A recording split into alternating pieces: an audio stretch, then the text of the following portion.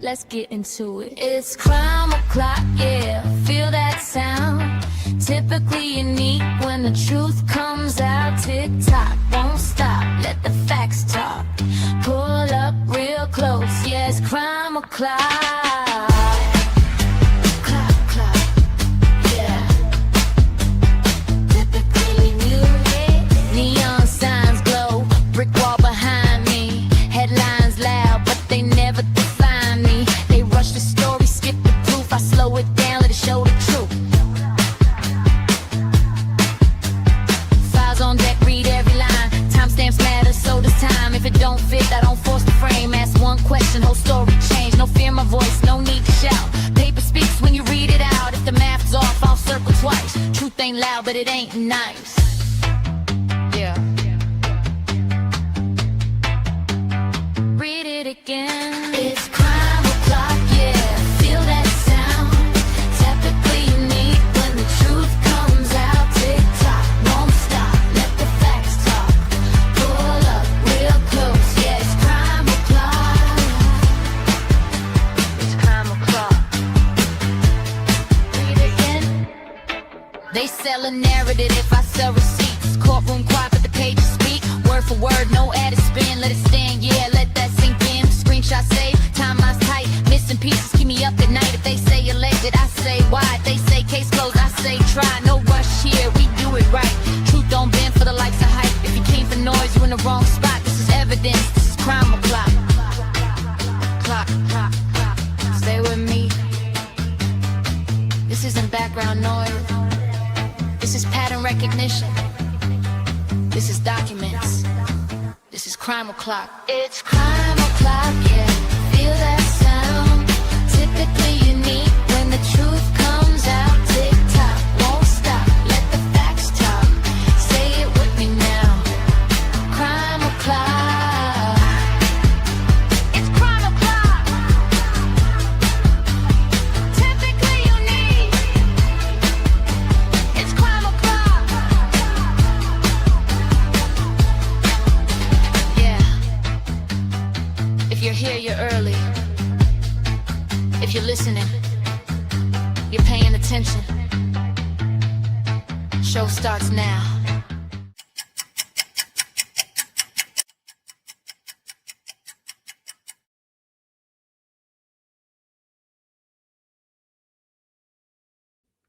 Welcome back to Crime O'Clock. How's everybody doing today? We're clocking in. I apologize for being late. I just got back from a road trip. So I got to travel with Carlos for a work trip. And that's why I couldn't go live all the time. We were traveling yesterday.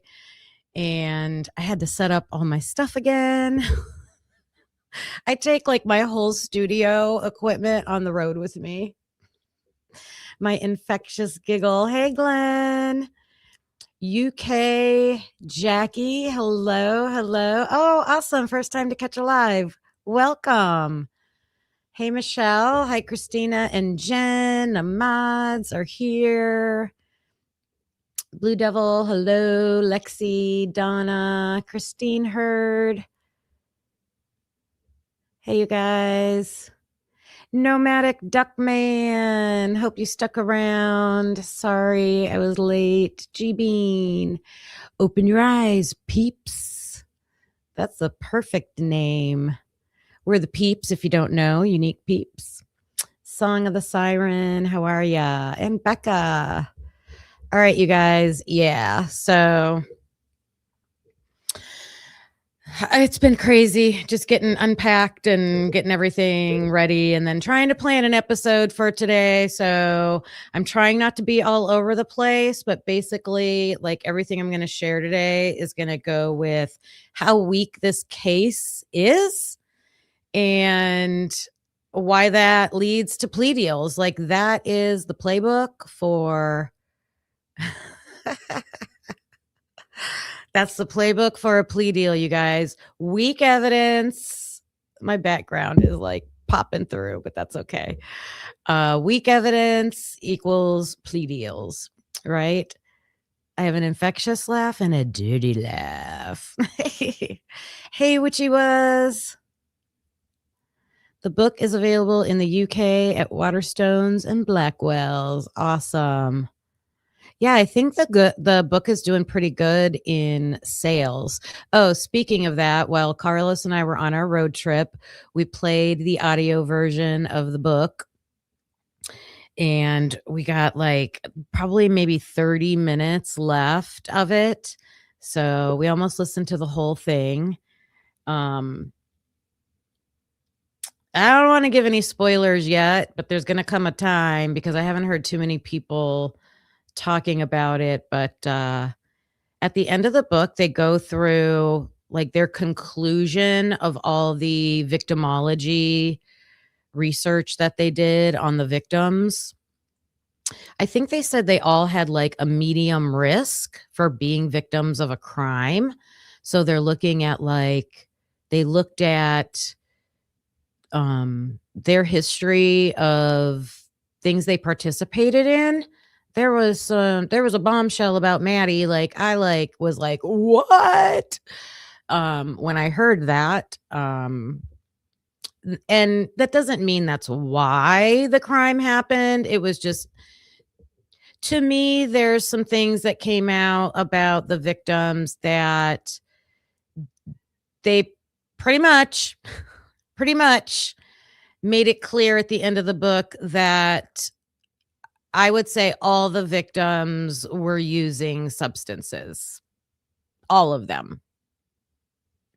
Even though we heard their friends all say, oh, no, I don't think so. No, never this person, never this person. You know, even one of the survivors was like, oh, we never touched the stuff. But some things came out that I feel that what they showed in the book and told in the book made it clear that they were. So that's always been my feeling about the motive, but yep. That's what I think.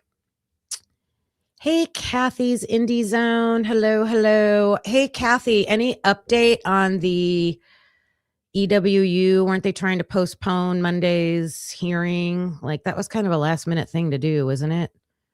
What are they going to do? Make a decision over the weekend? It's supposed to be Monday. If you guys don't know, EWU is a YouTube channel. You can find them on YouTube. They have multiple channels covering different things, but one of their channels is body cam footage. They are used to doing FOIA requests, and they have sued many police departments over FOIA requests. This is not new to them. This is what they do. They are for the First Amendment and for our freedom of information. I am going to cover it live on Monday. Yes. So that lawsuit hearing, if they stream it live on Monday, I want to cover that for sure. Yeah. Oh, good. I will check out your pregame before, and then I'm going to cover it live. So I'm all for that, man. I thought it would have been, I don't know if it's possible, but all the YouTube creators who've been spending exorbitant amounts of money on these FOIA requests, I was wondering if they could have jumped on that lawsuit. Like they have interveners. So EWU files this lawsuit saying, hey, you're denying, you're over redacting this information, the files for the case that should be released to the public. We have the right. And then some family members, they're like, they have a like vested interest, right? Because they're victim family members. So they're concerned about what could come out. Like they want to protect personal information, things like that. So they're considered like an intervener. So can't you have the opposite? So they're like an intervener for being on the side of the police department. I think YouTube creators could have been, I don't know what they call it. They call it amicus. at the Supreme Court level, like you file an amicus brief and say, hey, I support EWU because I've been having to pay all this money to get these documents and I shouldn't have to. I've said it many, many, many times, but I'm not one of those creators that shelled out the money for that stuff. So, or I would have done it myself. All right. So for today, oh, and just going back to the book with Carlos and I listening to it, we tried not to stop it so much because we wanted to get the book done. So I was like, let's just listen. Let's not get into a debate, But Carlos would have some good questions. There were several moments where he's like, don't like that. Yeah, I agree with why everybody would be questioning that, things like that. And there were a couple other things that he pushed back on, but we will cover all of that when Carlos and I record about the book. That is something we've done in the past. We both read Howard Bloom's book, and we did like a 5-part series on the Howard Bloom book. Oh, I know. Rewind, stop, rewind. That's why my book, I didn't bring it in, has like all those 50 million sticky notes in it because I want to make sure I can find everything. You heard the audio is different from the book. I was kind of thinking that when I was listening to it, but I didn't have I get car sick, so I didn't have the book open in front of me. So there's a couple parts that I wanted to compare for sure. Yeah, which is weird. Thank you. Thank you for the hair compliment. It's hair dye weekend, though. I got to dye my hair. The timeline in chapter 9 is different. Ooh, I need to check that. I have both, so I will.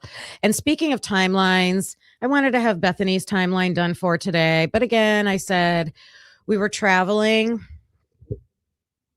No sleep. I got no sleep. It was brutal. So I did not get to finish Bethany's timeline yet, but I am.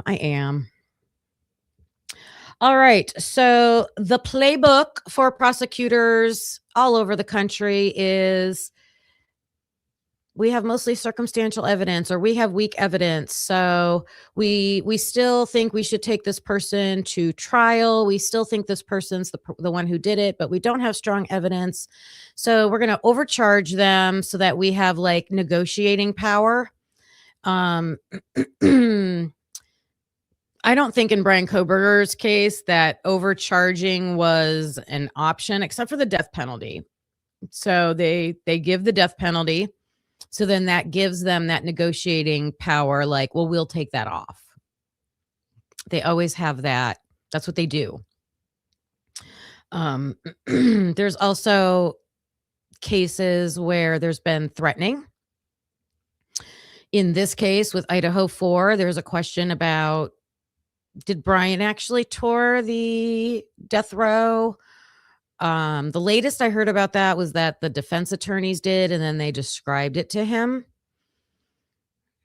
So it's just a large amount of fear that they instill. And it's interesting to think about when Brian had to accept the plea deal. One of the questions he has to answer is, did anybody make you any promises?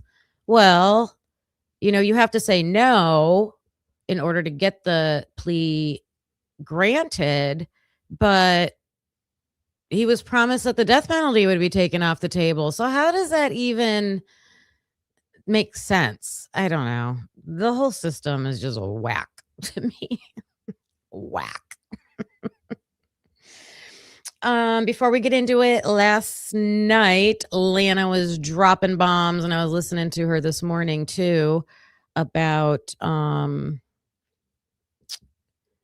WSU, you guys. I knew it was going to come back to WSU. As soon as she started showing the money part, And yeah, right here. So make sure you go watch this live from Truth and Transparency later. If you missed it from last night, it was about WSU and Curtis Whitman.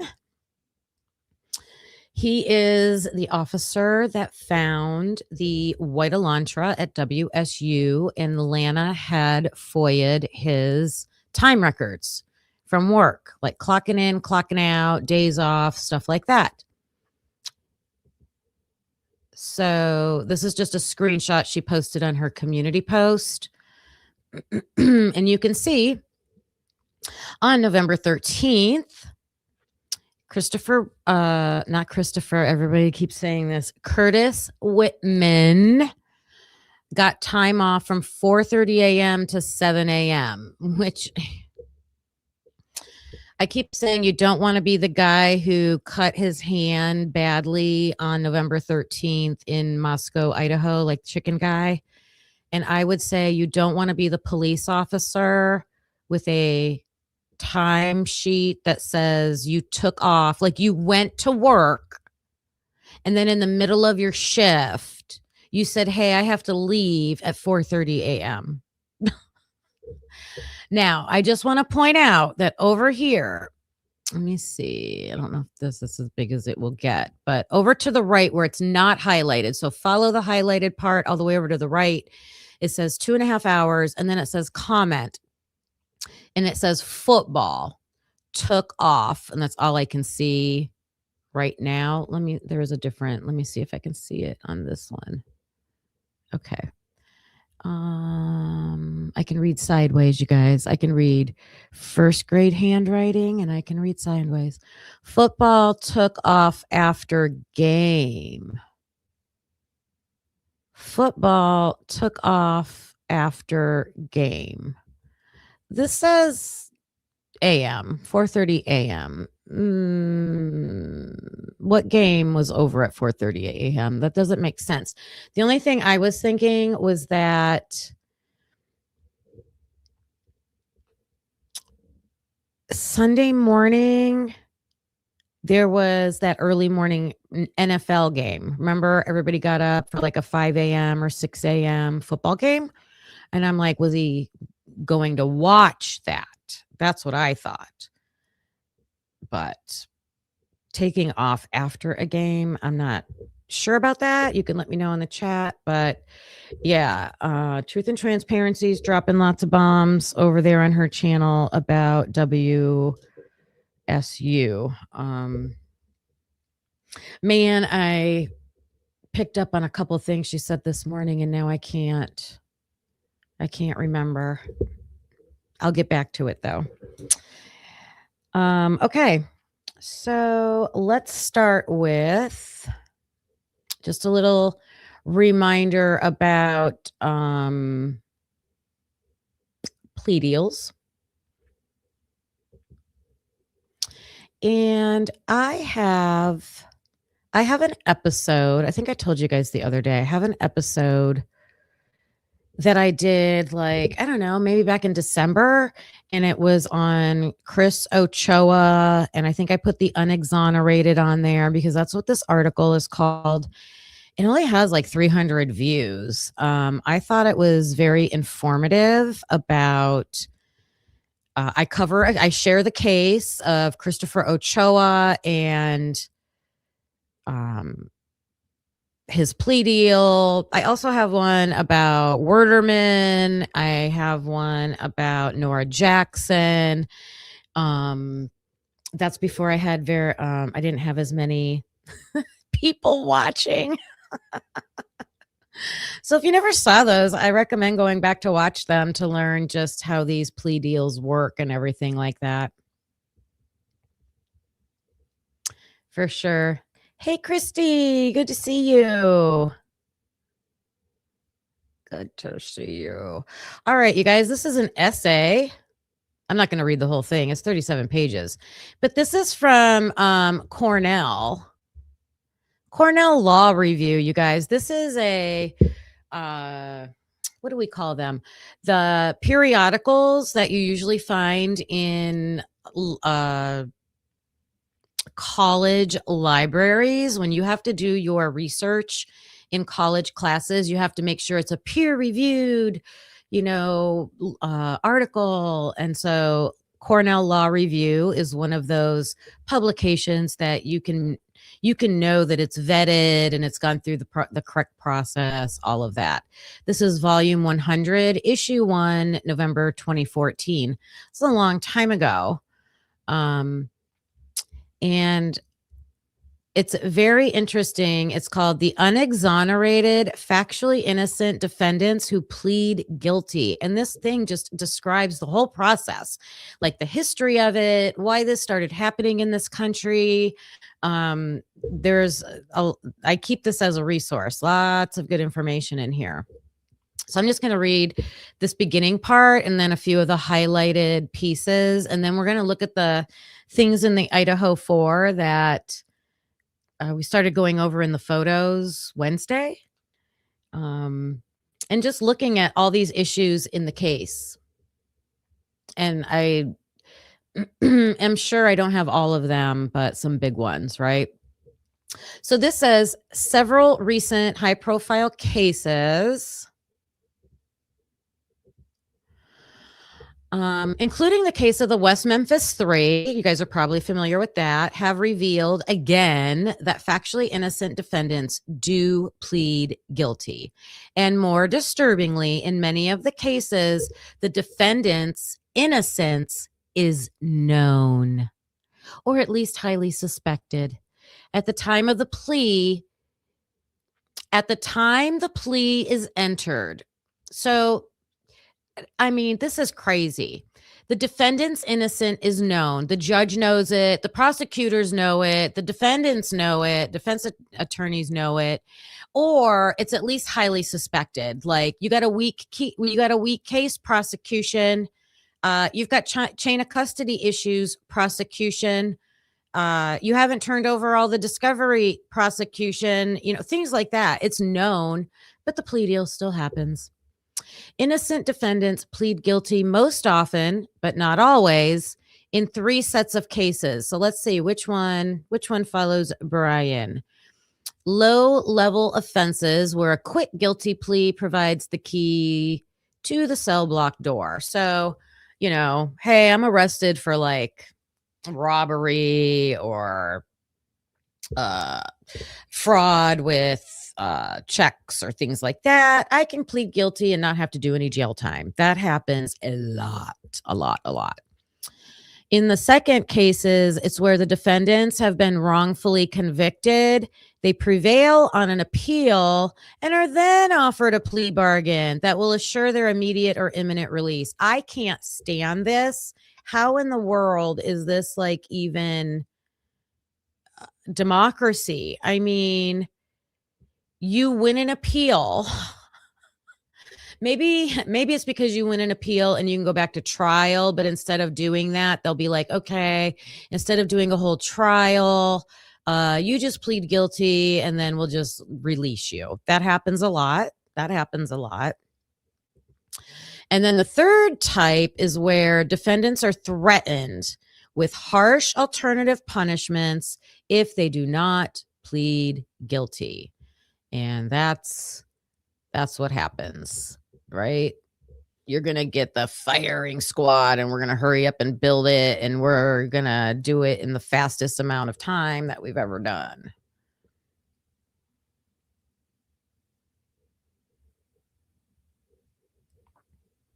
So here are some contributing factors to why innocent defendants plead guilty.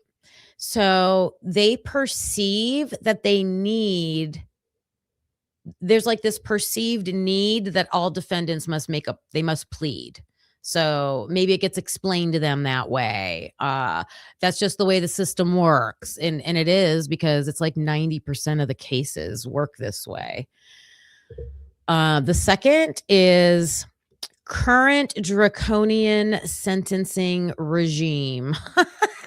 Those are some harsh words. And the final contributing factor is plea bargaining is, for the most part, an unregulated industry. Nobody's checking in on it. Nobody's checking in on it. All right. I'm coming over to the chat to see what you guys are saying. Sounds like a money-making machine. Yeah. Yeah. It saves money, right? It saves the court system money. There's a quote in this article that said, if people in this country would stop taking plea deals, it would grind our judicial system to a halt. If everybody decided to go to trial, our judicial system doesn't have enough staff to do that. And I'm like a rebel at heart, and I just think with that should happen. Like, that should be a movement. Everybody should just like say, nope, I want a speedy trial and I'm going to trial.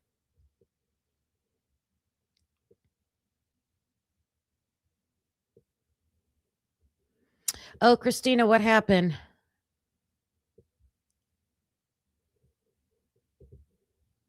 Oh, is it Jeff? Yeah, I'm sorry.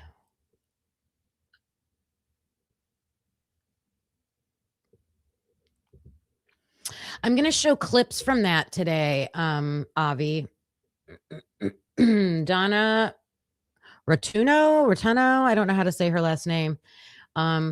Putting Whitcomb and Turvey on her podcast is no small thing. She's one of the most serious defense attorneys in the country. Wow. Oh, yes, there's a bibliography. I'll show it to you.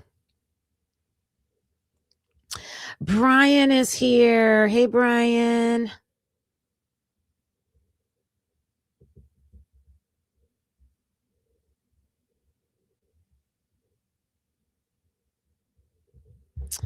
All right. So let me just show you some of these highlights. It's got a table of contents. This really isn't that hard to read. It gives a brief history. The system's need for defendants to plead guilty. They need that. Those draconian sentences. The lack of regulation. So this essay addresses all of those. And you can see the footnotes here, and they cite like where they got the information. They have a debate about the current system. They cite a case with an Alford plea. They go into more specifics about why this happens. You know, and that's only about 8 pages, so that's not bad. And then they also offer solutions.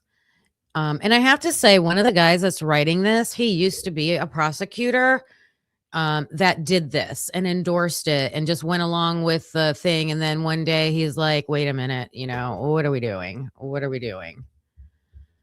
So I have, let's see, right here. Oh, this is talking. They start off with using the West Memphis 3 as an example. Then they go into the history. So the number of felony prosecutions and the number of prison inmates more than doubled between 1978 and 1991. The increase in the number of cases was not accompanied by sufficient additional resources to handle them. For example, additional prosecutors. Thus, it quickly became more generally accepted that the system could only process the growing backlog of cases by reducing the number of trials. See, there it is. So they started arresting people like crazy after 1978, right? And then, you know, we had the war on drugs and like all that stuff. And they overwhelmed the system and they could not go to trial with all these cases. So instead of going to trial, they started plea deals. Between 2008 and 2012, more than 96% of all resolved criminal cases culminated in plea bargains. And I am sharing all this information because everybody says, well, he pled guilty.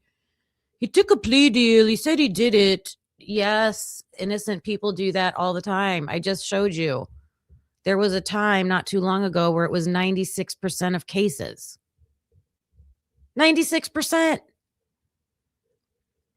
The current conventional wisdom is that without the ability to dispose of the mass majority of cases through plea bargaining, the criminal justice system would collapse inwardly upon itself like a legal black hole. So that's what I said, if everybody started going to trial. If everybody started going to trial.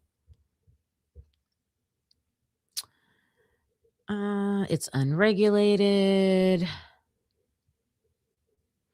And I guess unregulated because it's like up to the judge, right? You heard Hitler say, I don't have to accept your plea, and however the language he was using, but it's basically up to the judge to make that decision. A plea is only involuntary when it's the result of force, threats, or promises.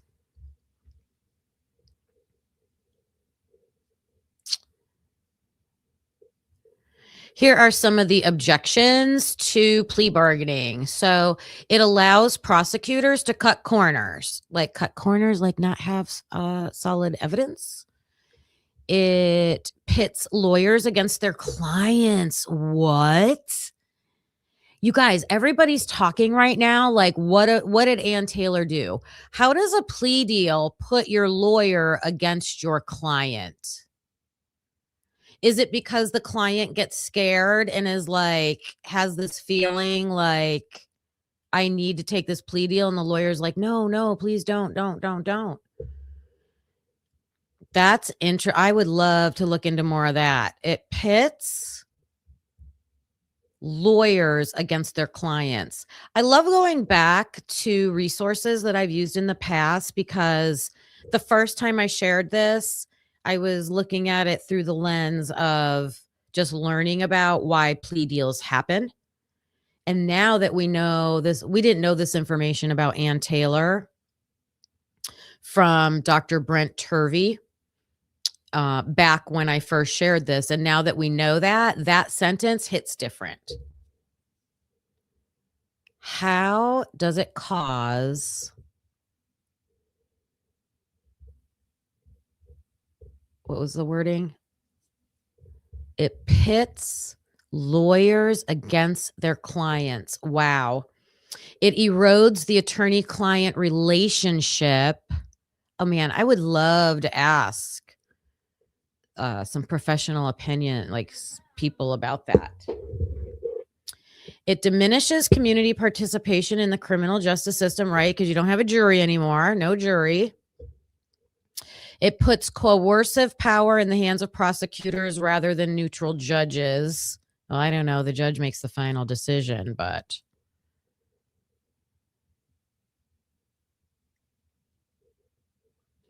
Even innocent defendants gain from plea bargaining. What?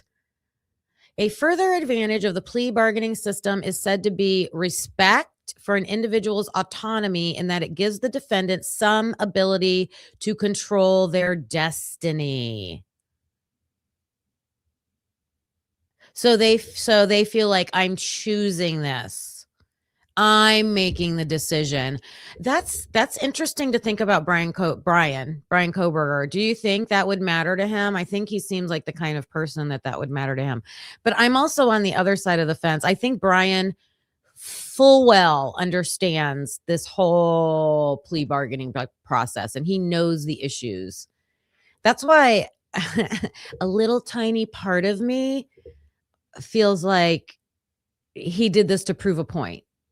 That's an extreme thing to do.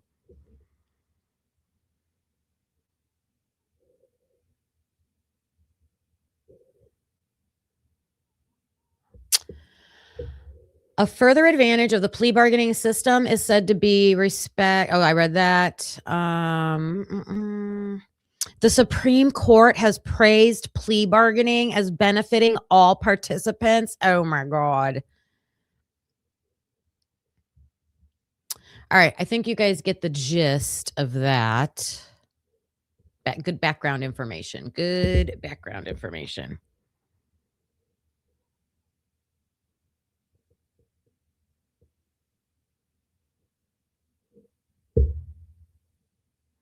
All right.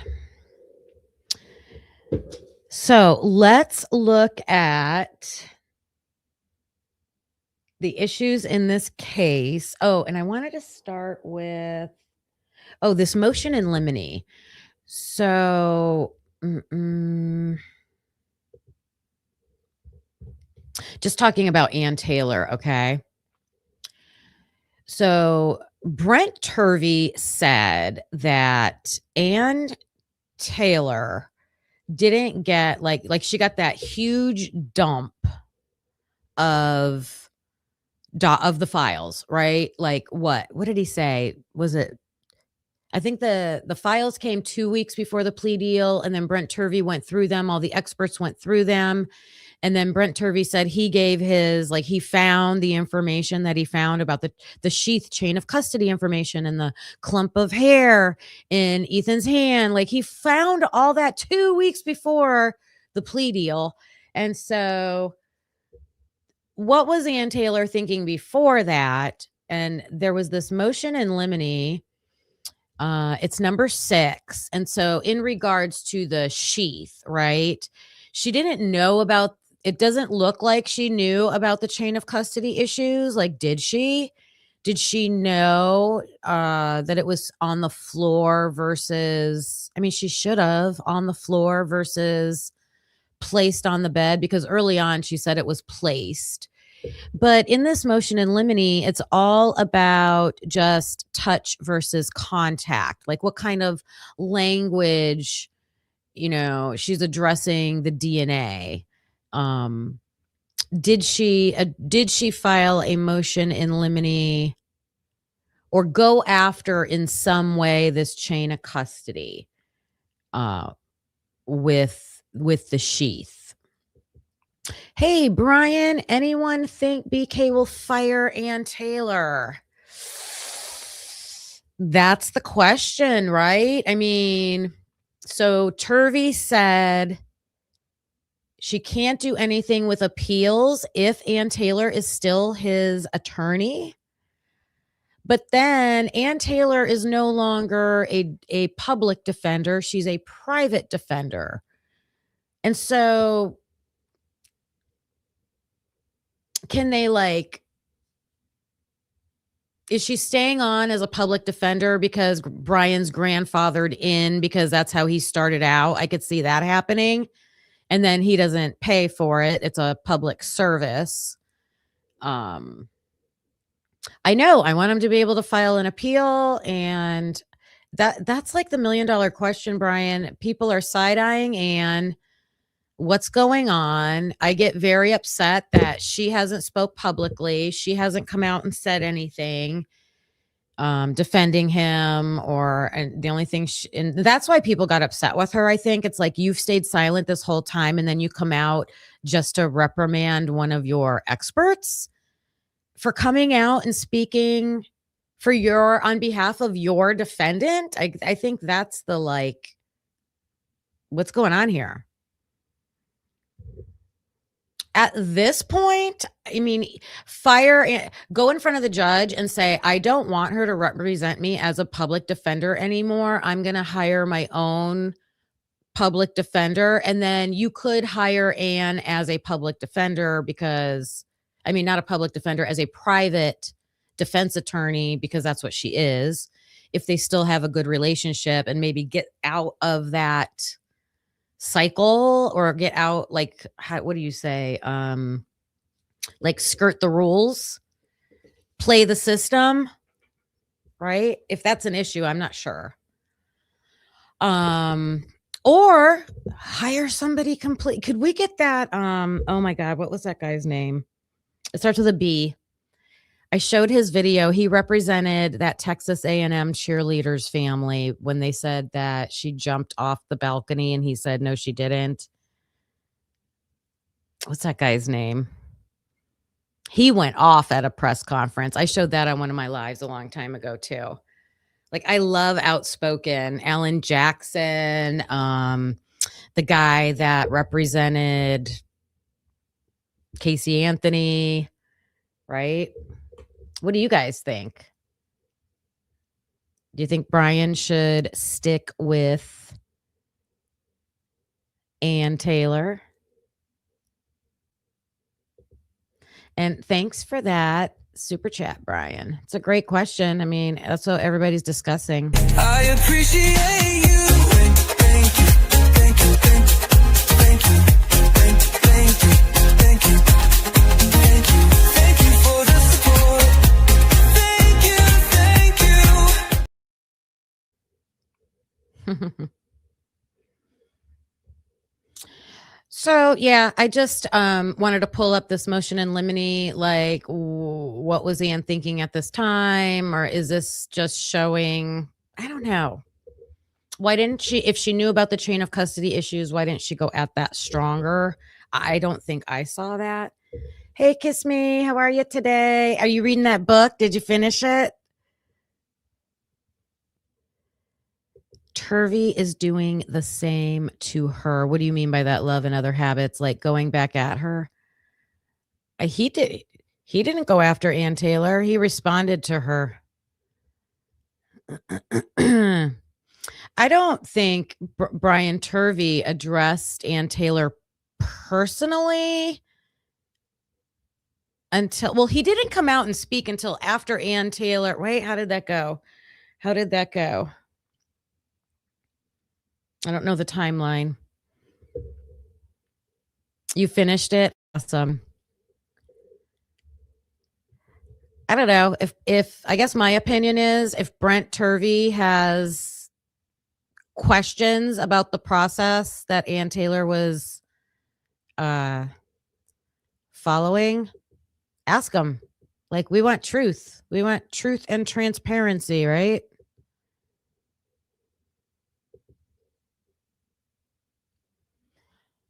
He spoke to Whitcomb first, yeah, and then he put things. There were statements in the book that were a little funky, like, I don't know what was in her head, or I don't know what she was thinking, or I don't know what she was doing. But those are questions. Those aren't like, people should question Ann Taylor's integrity because of this. I don't think he went that route until he fired back at her.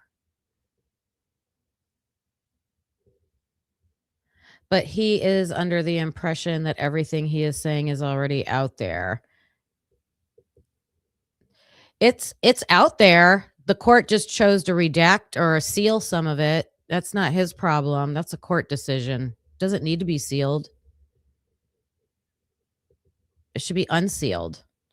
That's where this whole case starts with me. Like, I always start there when I discuss this with Carlos. Like, the case is closed.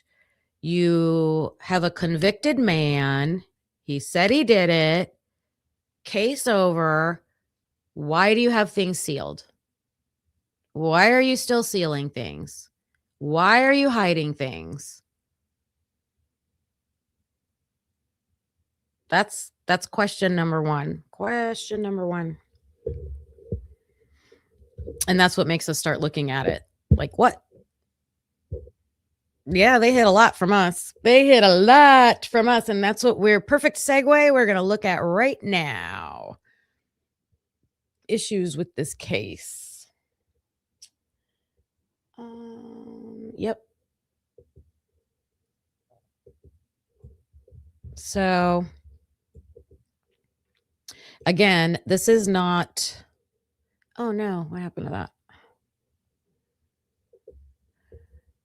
I have some of the photos that we started looking at, or that we did look at. We looked at all of them Wednesday.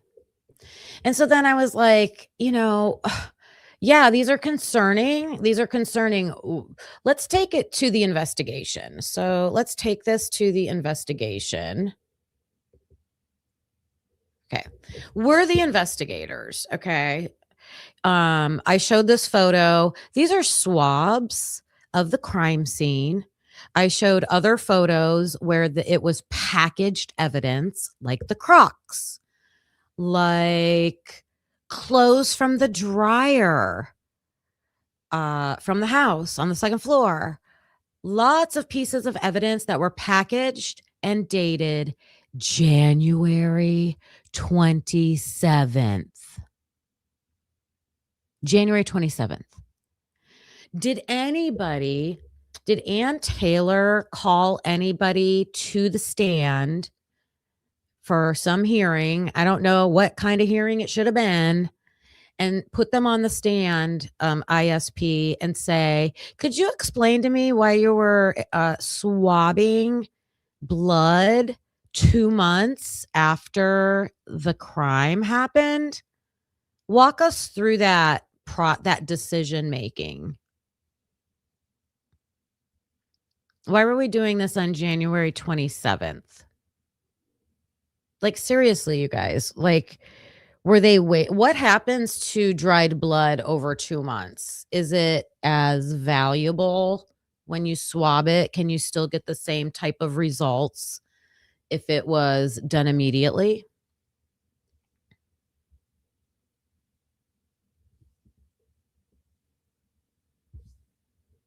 I didn't watch Pav's video yet. It's insane, Sweet Pea. It's insane. I need an explanation for this. And if there is one, share it. Share it. But I certainly would have had questions about this. I don't remember seeing it anywhere.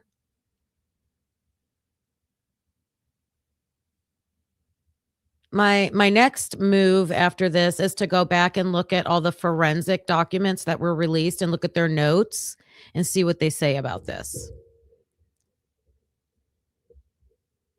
So, issues with the crime scene. Here's number 1 that I have not heard explained. Why they're swabbing. Like, I can read some of these to you.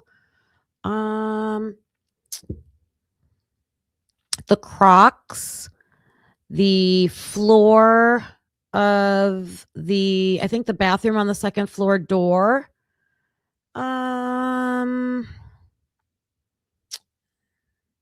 Man, I can usually read. Let's see. I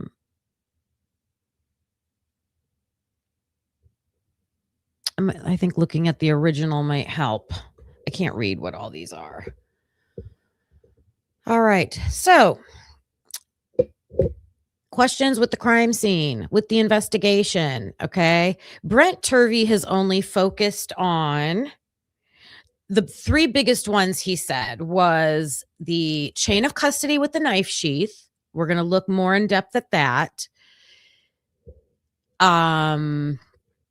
The cleanup evidence and the hair in Ethan's hand, right? Those are the 3 big ones for him. And when any of the people who have interviewed him so far, when they start questioning other things, he's like, he makes it sound like there's so much wrong that, like, oh, well, those are interesting things. But, you know, he even said on, I think, the Custody Queens, when he was getting interviewed, he's like, well, that's like number 28 on the list. Like, there's so many issues.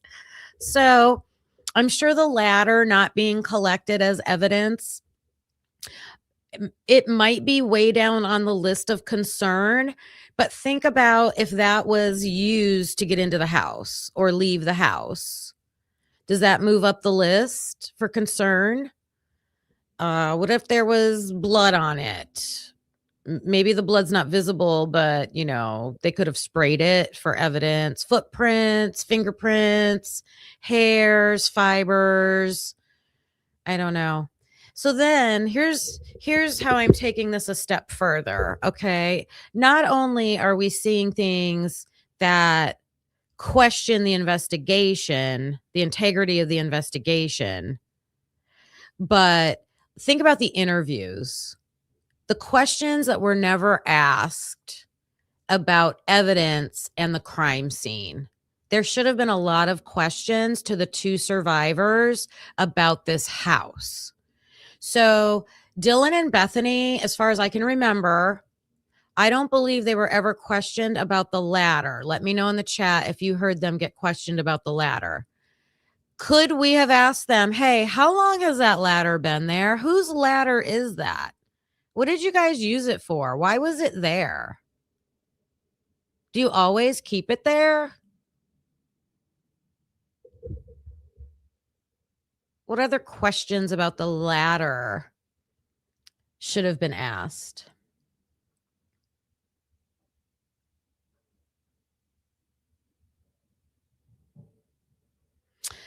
I'm going to play a clip from Brent Turvey after I get through these photos. And I believe one of them is about that bed frame. It better be, because I'm hoping I heard it in these clips today. Something about that bed frame and Ann Taylor. Like something about that bed frame. Something about that bed frame being left at the house until like a certain date. Like it blew me away. I was like, what? The ladder drives me crazy. A million questions should have been asked about that ladder. How about the homeowner? Ask the guy who rents the place. Like, I don't know. Like they didn't collect the ladder, you guys. No one know. I don't know where the ladder's at. I don't believe it's not on the evidence list that I know of.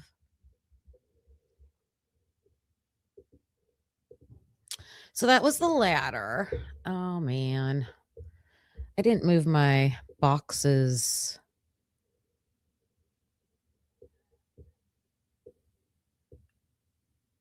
There. Is it on the screen? So this closet, right? This is the spare bedroom closet. I have lots of questions about the spare room. Okay. Has anybody found out who Sophia Whitehead? I know who Sophia Whitehead is. I know who she is. She is, it's said in the book, Christopher Whitcomb declares that he saw a document or through an interview of somebody, I can't remember which one, that it is stated that Sophia Whitehead is the person who was renting the 6th room. Sophia Whitehead was on one of the FaceTime calls that Maddie had at the Corner Club. And I believe Sophia Whitehead was in Boise with Jake and a couple other people at the bar FaceTiming Maddie. Okay. But the questions about Sophia Whitehead, like, was she a sorority sister? Did she graduate? Was she still a student? How often would she go to the house? Did she go to the house? How long had she been paying rent? I don't know. A lot. Lucy, we're not giving them any excuses.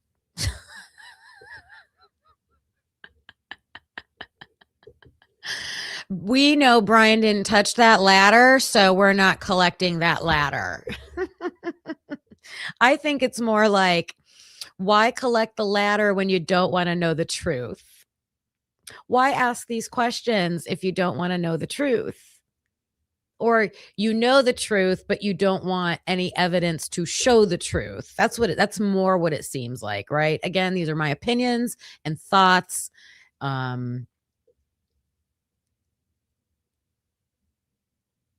Just expressing those on my channel. FOIA for her. Oh, Christy, you put one in for her? I FOIA'd for her. It was around $125 to get it, but we did the other and not hers. Oh no. If you go back, Christy, I will ask for donations and send you money to get it. If you can go back and do that, let me know. Let me know. We'll do a fundraiser for it.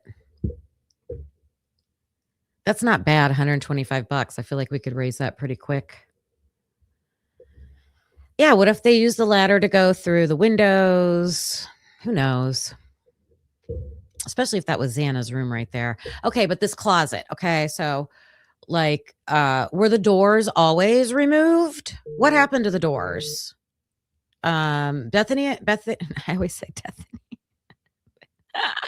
Bethany and Dylan needed to answer that, right? Tell me about this room. Whose clothes are in this closet? Whose clothes? There's some hanging up. I would have them identify each piece, right? There was a box of stuff where that green jacket with the pink flowers was. I would go through that whole box, like whose stuff was this? There was also an empty suitcase under the bed.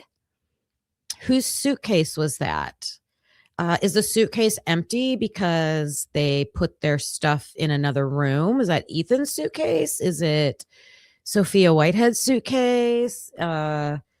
We can't forget Ashlyn Couch either, because there was said to be mail in the room. I think the police officer said that. Did the police officer say that about Ashlyn Couch to throw us off of Sophia Whitehead? I believe it was law enforcement that made a comment about Ashlyn Couch's mail being in that room.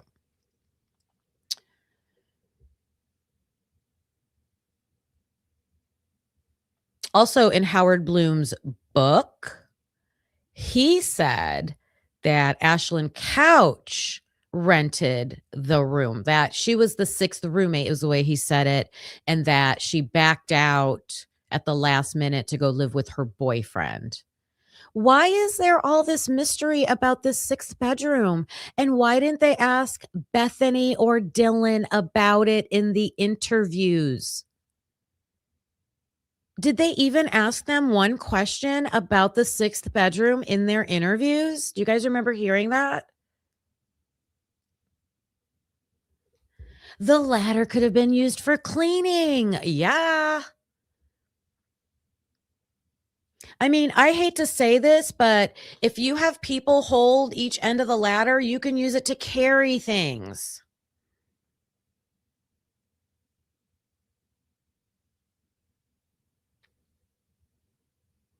Yeah, the public hasn't seen. I'm assuming you're talking about Ethan.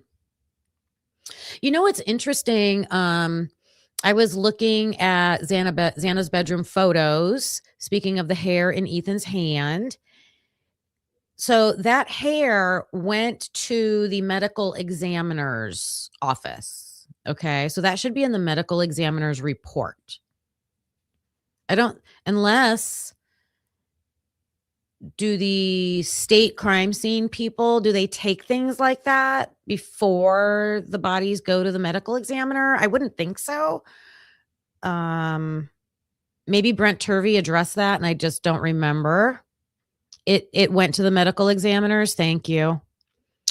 Yeah, work, Lucy, work.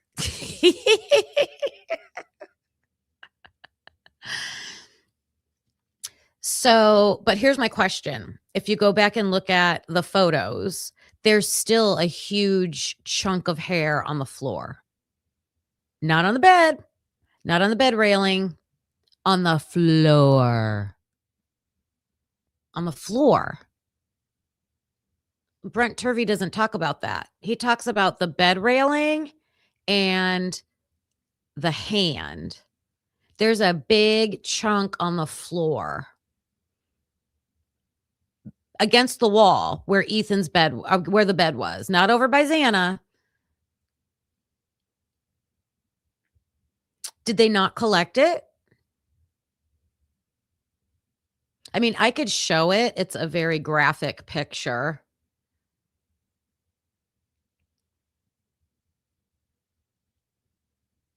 What happened to that hair?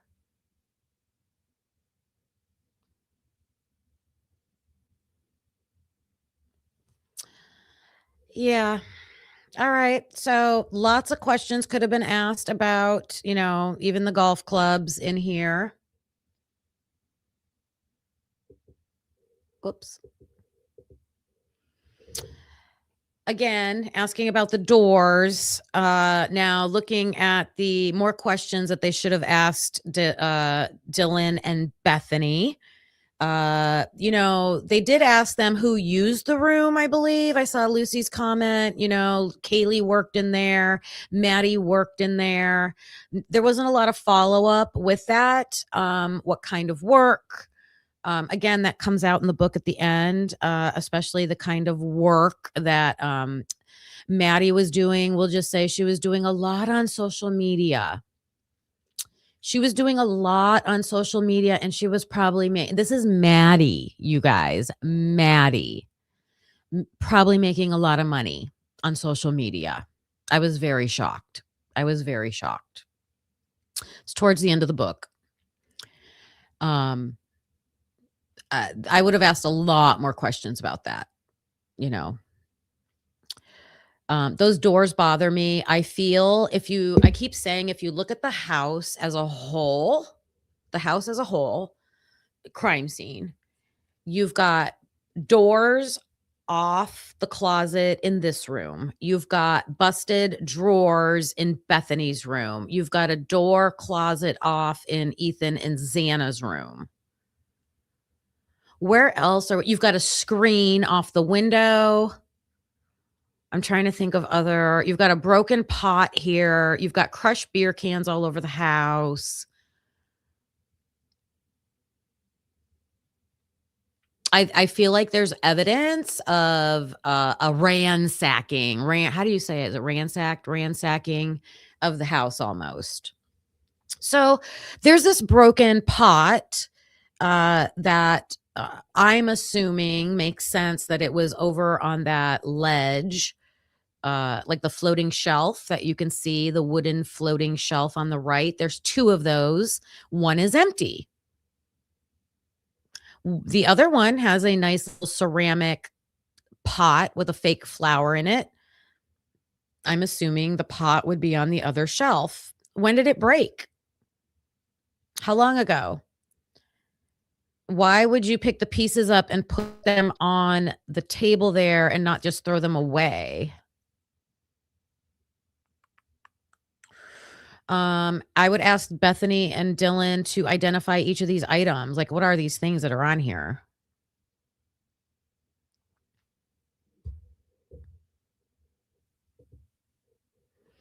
And here's the bracelet. I have seen some crazy things already going on, especially on Twitter. People are trying to find whose bracelet this is. Have you guys, the thing I saw clearly looked like AI, so I didn't give it any, wasn't validated to me. Looked like AI. Considering DM said they had a deep clean. Yeah. We just left broken stuff all over the place. Hi, Cat K.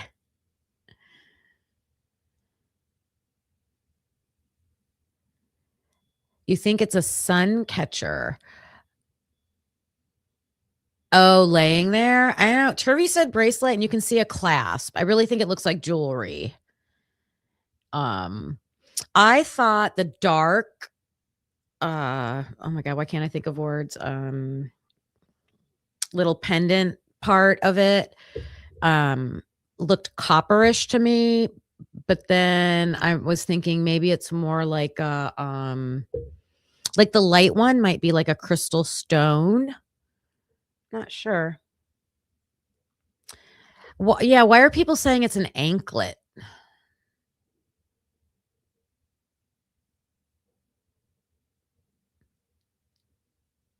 Has anybody saw anybody wearing this bracelet? Hey, V Slims. Hi, Sarah. Oh, maybe like a pull thing. Yeah. The only thing, not arguing against you or anything, but the only thing that I think gives credit is that, well, I don't know. I guess because Dr. Turvey he didn't see the bracelet because they didn't collect it. So maybe just a description of it. Witchy is on the case looking to see if anybody's caught wearing it. We do have a lot of social media photos, so it's Maddie's style. We can see both Kaylee and Maddie have jewelry holders, like little stands that hold all their bracelets and necklaces on their desks in their room. And you know what I was thinking, you guys? Sometimes people buy like matching necklace and bracelet. And I thought, what if there's a matching necklace?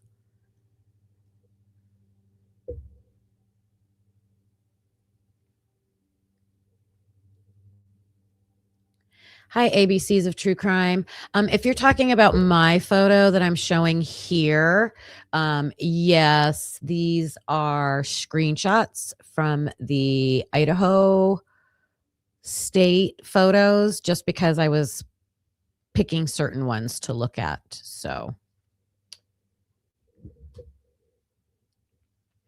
also, okay, so why didn't they ask Bethany and Dylan, whose bracelet is this?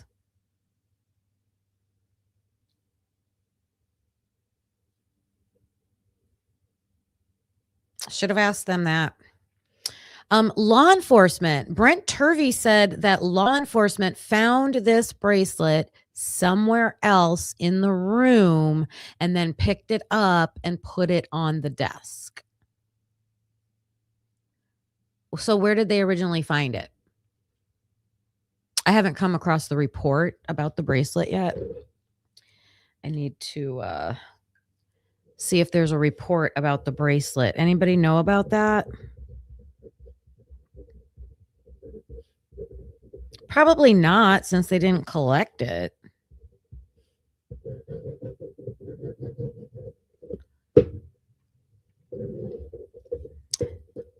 Jesse Lynn, does it say that in the book or something?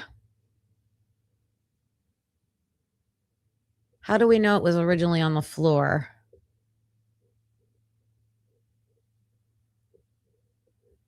Because I swore I heard Dr. Turvey just say that it was somewhere else in the room. We don't know whose it is. It's the big mystery. It showed up on photographs on the floor?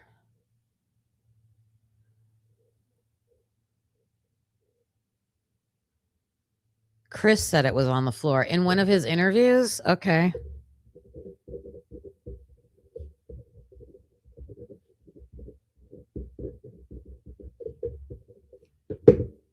I'll have to see if I have it marked in my book. Yeah, I don't see blood on it either, but that one piece is very dark. So I don't think it would show up from this angle. Plus, like someone said, this is kind of like a blurry screenshot. Witchy, you were like asking about cameras. Oh, I think that's a crushed can. What's behind the Truly can? Is it a crushed can? When I looked at it for a second, I'm like, is that a camera? Yeah, who knows? It could be blood spatter. It could be blood that's on that dark trinket. I don't know.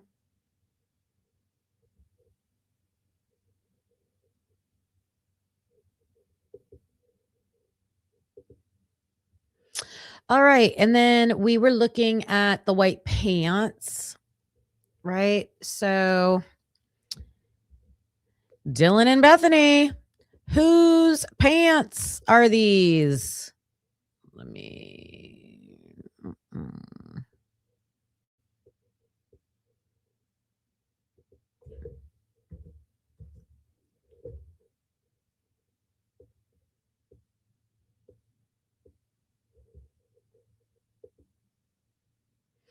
So there's the photo of Dylan, this famous photo, and she does have white pants on. Now, I know everybody said they thought if we don't know for sure what Ethan was wearing that night. Okay. Here we can see Ethan has a medium blue, bluish gray, looks like a t-shirt under a black jacket. Looks like blue, dark jeans, dark wash blue jeans to me, and white tennis shoes. That's what Ethan is wearing. Then he goes home. Well, then he goes supposedly to Xana's to change. Well, I don't know. We don't know where he goes to put on his dress clothes. I will say that. We don't know for sure where Ethan goes to put on his dress clothes. This picture really shows us a lot. Xana is all in black. She is all in black. And I was noticing her shoes. They're kind of like platform tennis shoes, black tennis shoes with a white sole. I don't remember seeing those in her room. Do you guys remember seeing those in her room?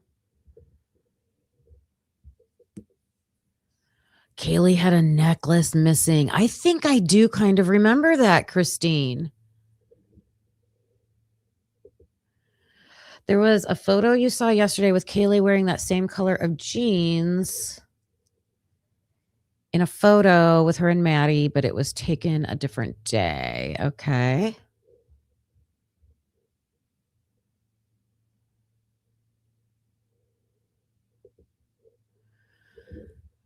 So Dylan lived on the second floor, so I would assume she used this bathroom.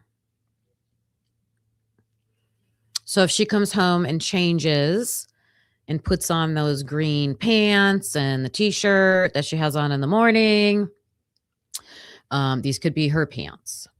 We don't know which is another question. Why didn't they ask Dylan and Bethany? What was Ethan wearing after the formal he went to? Why didn't they ask Maisie? What was Ethan wearing after the formal he went to? Ask Hunter. Ask everybody that was a Sigma Chi. Why didn't they ask these basic questions? Did Xana keep this outfit on all night? I would like to see that Jacqueline Beliveau. She took a photo with Xana somewhere around, I think it was around 2 a.m, you guys. 2 a.m. Could we see that photo? What was Xana wearing? Also in this photo, I think the shoes are interesting. Maddie is wearing Doc Martin type shoes. Maddie. So if Dylan really heard Boots that she thinks is one of her roommates running up and down the steps, then it's more likely to be Maddie, which we don't even, all we hear is Kaylee or Xana. Kaylee's wearing white tennis shoes.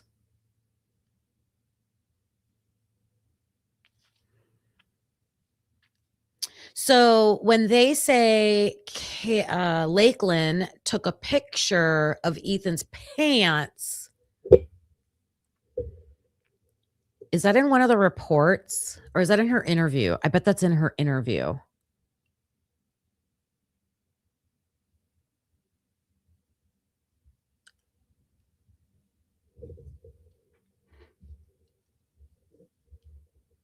Does she know that for sure, that those are Ethan's pants? Were they really Dylan's pants?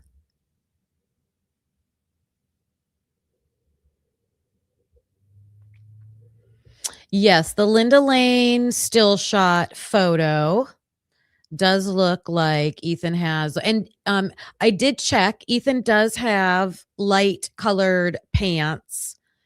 He had them on when he was pulled over the night he was the sober driver.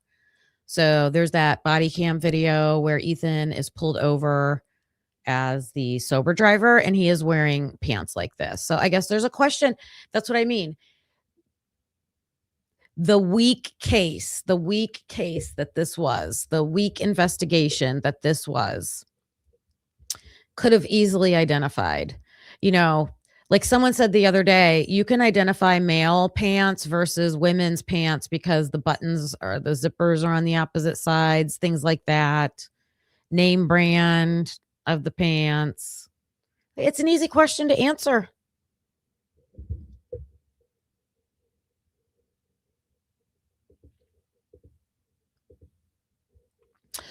Another issue that Christopher Wickham did say was important in the case, not in the top 3, like Turvey said, but the chain of custody with Murphy. The FOIAs that were made about Murphy being at that dog shelter, speaking to the dog shelter. Didn't someone speak to her, the girl that was at the dog shelter? Listening to the phone calls about Murphy, the missing paperwork. about Murphy, not knowing who took Murphy out, the suspiciousness that the lady working at the dog shelter was like freaking out and calling the police. Like, I had a dog here and now it's missing. Like, come on. We're not stupid. Something happened with Murphy. Yeah, I know, Lana. Yep. You guys, if you guys don't know, like, I'm like Lana's #1 fan, okay? I'm in charge of the fan club. I'm just kidding. But I've been watching her for a long time. I really like her work. Kind of backwards.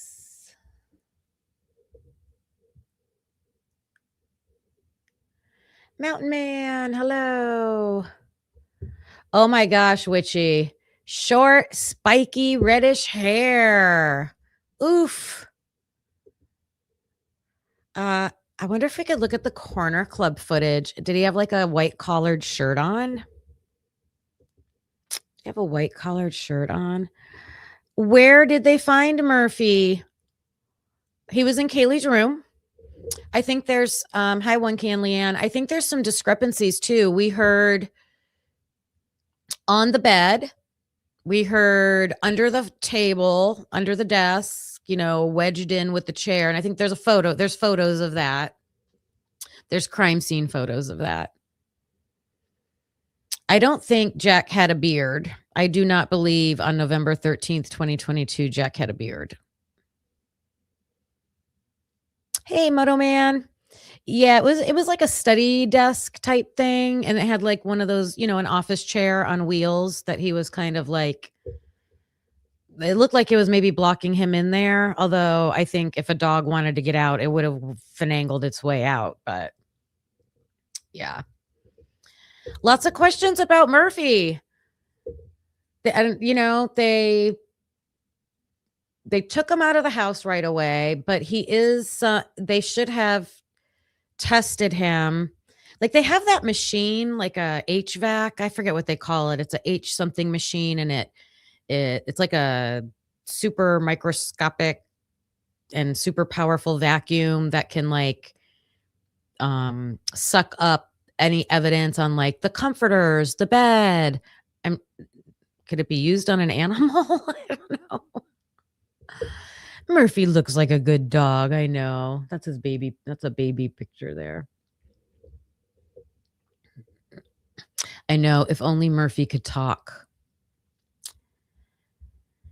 But the police needed to have been asked, interrogated about this paperwork with Murphy. Who went and got him? Why? What'd you do with them? How about asking the lady at the animal shelter, did he have blood on him when he was brought in? Did you see any evidence of blood on him? I don't know. Lots of questions could have been asked.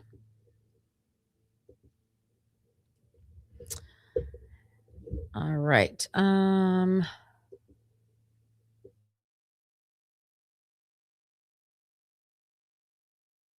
This was the photo we were looking at with the croc. We're assuming they're Dylan's Crocs, correct? I don't know. I just feel like maybe no, I think that was an old question. So let me skip that one. So this is back to Xana's room. Remember, I thought that was like the wall peeled back in the closet. But someone, I went back and read the chat after my show. A lot of people are saying it's like a mirror because it's reflecting, and I'm talking about underneath the blue and yellow Sigma Chi flag, you can see something leaning. A lot of people say a mirror, which it might be, but again, what if it's another door? What if the door was busted off this? This could just be a messy college kid closet. Or is there evidence of ransacking going on in this house? just asking questions. Is the door broke? When did the door break? Has it always not had a door? There's lots of doors being off and Bethany's drawers in her room being destroyed, like broken. The chair in the living room, the recliner part being broken. Questions that should have been asked. Another concern that Brent Turvey brought up was items moved in the crime scene, right? I said we could play a game with all the items that were moved. Now, this pink chair, there's no labeling on it yet. Like there's not a number or anything that it has been labeled, and they should take that photo with the numbering tag on it. And a photo taken so that we know, right, the correct place, like where was this originally found? That's what they're supposed to do. Then they can move it if they need to, but they should always try to put it back in its place. So here it's over by the mirror. And then here it is by the bed. Again, neither place has like a tag on it. So just all these items that get moved. I feel like this rug gets moved.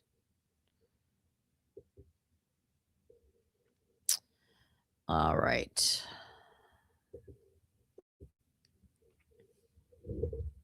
I know there's much more that are issues with the crime scene, questions that should have been asked. I know people were asking questions about other cameras in the neighborhood, and I found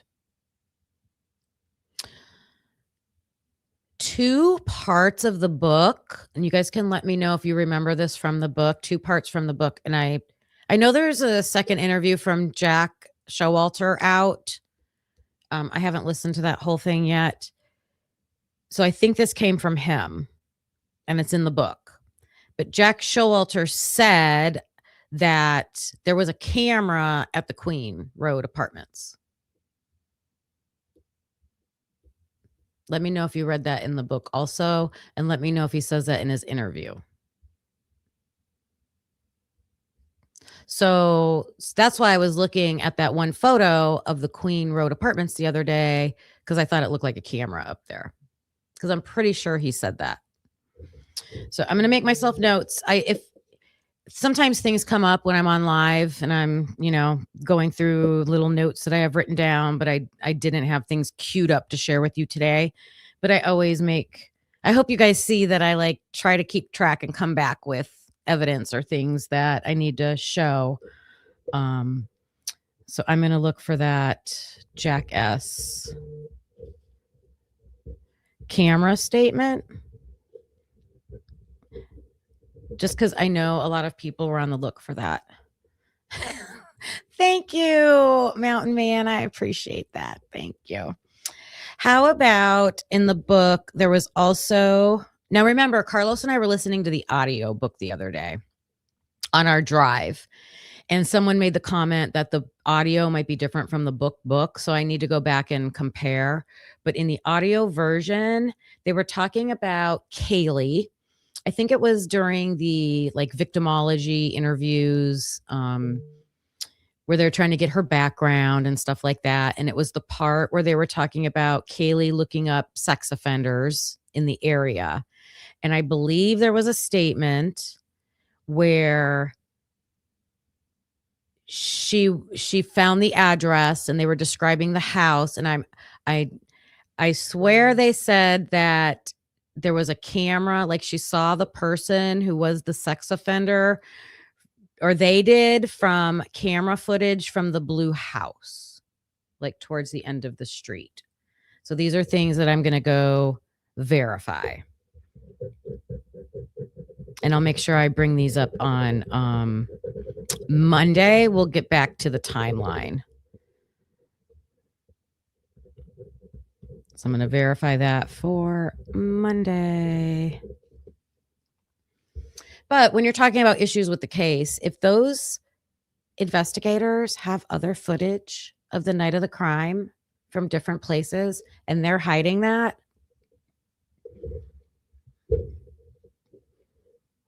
and one of the big things that Turvey said was that there are going to be other, like there are other experts that have, they covered different parts of this crime, of the evidence of this crime, the cell data, location data, the phone data. I know Lana was going over that over there.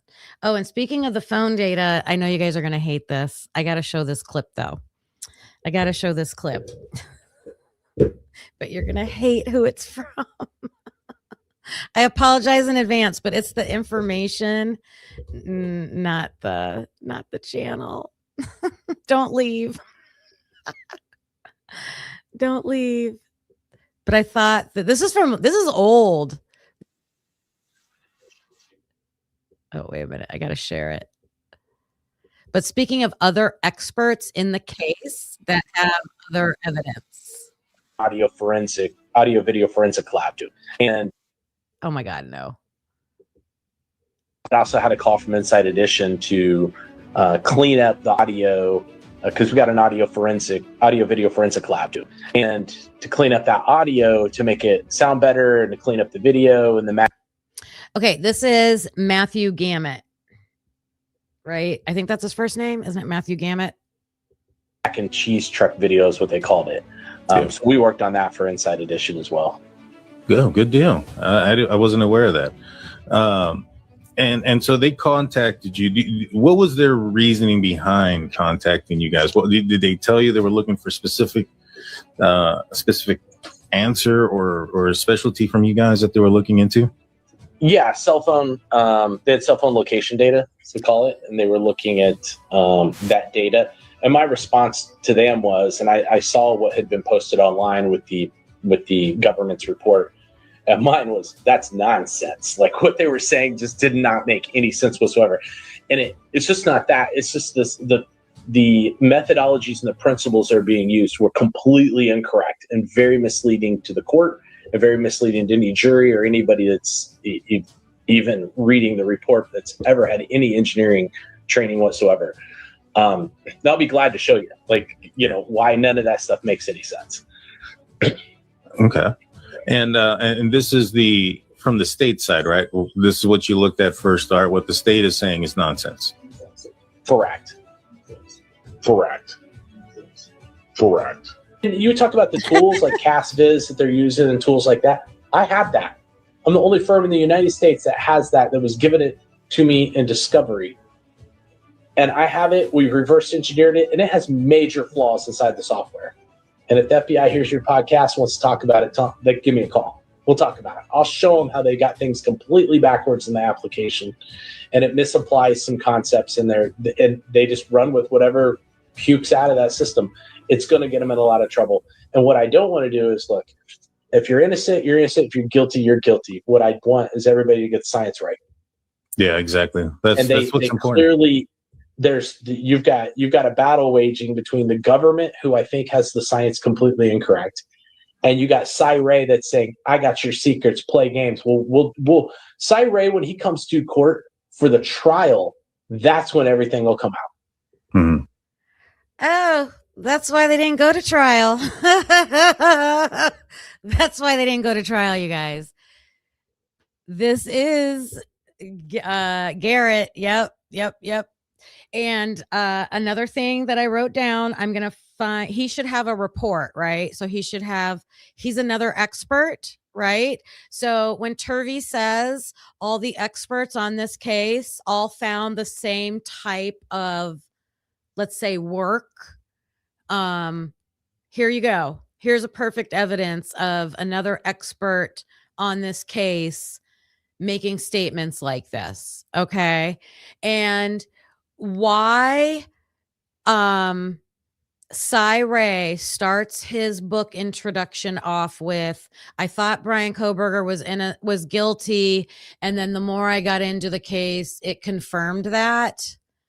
I hope that takes a big twist. I hope that I hope that's like some kind of, I don't know, literary tool that he's doing at the beginning to like hook people in, and then he's going to flip that on its head and maybe serve a point. I don't know. We will see.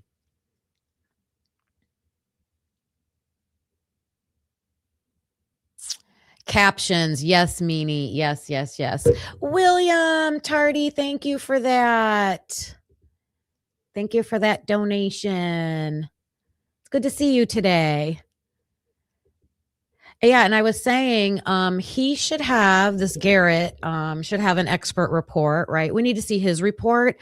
We need to see Ray's report. Like, why have they sealed all these reports or redacted the heck out of them? They're expert their reports. Like, come on. Clock it. So I gotta say thank you. Clock it. I appreciate that. What else do we got here? Oh, did I finish it? Let's let that finish because he makes great points. And that's what they should be afraid of. And they need to get some real engineers in there to testify about this, because it's gonna hurt them, and they're gonna get hurt bad. And it may even be punitive, and it may be a complete embarrassment. It may consider it fraud upon the court. Get it right. Do it once. That's all you gotta do. He also is making huge statements in there, you guys. He's saying that the work that they did with this cast information, what they did could be punitive. That means punished, like legal consequences.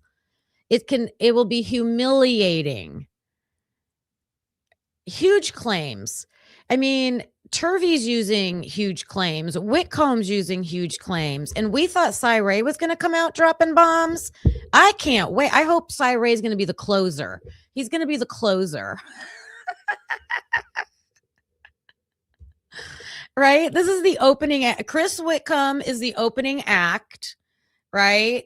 And then here comes Turvey, right? It's like building. Turvey's like coming in with Carlos. When Carlos and I did an episode together, you guys, on Turvey, and Carlos said that, yeah, like Chris Whitcomb was like the softball open, and then he's got the flamethrower Turvey coming behind him as backup. Don't count on Ray, please. Well, now we know that he's not the only one to count on. I feel like through this whole case, we thought Ray was the only person that had any kind of exculpatory evidence. But now we've got the criminologist looking at this case, like side-eyeing it, and basically going to be able to trash the DNA, chain of custody issues. And I know we've always like thought that, but he's bringing receipts, right? And now we've got this, is this Garrett? Is it Garrett?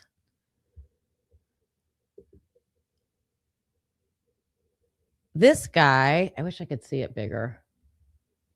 We didn't talk about him a lot. Yeah. What is it? Matthew?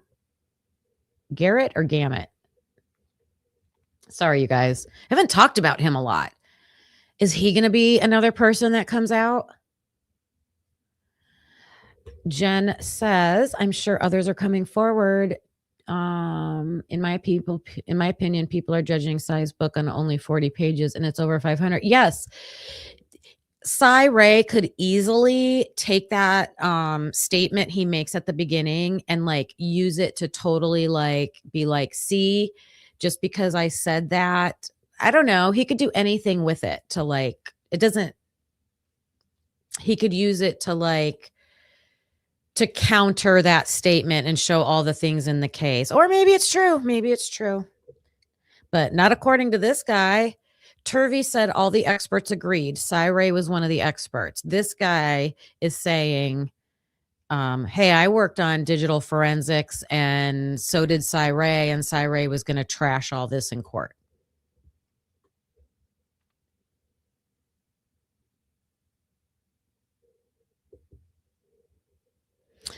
I used to think that, Meanie, that Brian could be still guilty, but like maybe in a different way, not really the one that committed the murders or something. But the bottom line is there's no evidence. There's no evidence. So I don't know. Yeah. Okay. All right. So Brent Turvey did a second interview. And I just took some clips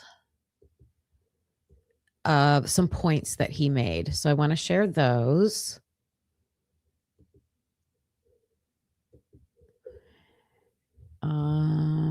You guys can see my folders. I have to put icons for the folders I want to show up right away. Nope, that's the wrong one. Video clips. I want video clips. Interview clips right there. Turvey. Okay. Start with this one. Or is that a picture? Exactly what you were saying. They were. Is this sharing? Yes. All right, here we go. This is Turvey talking about the bracelet.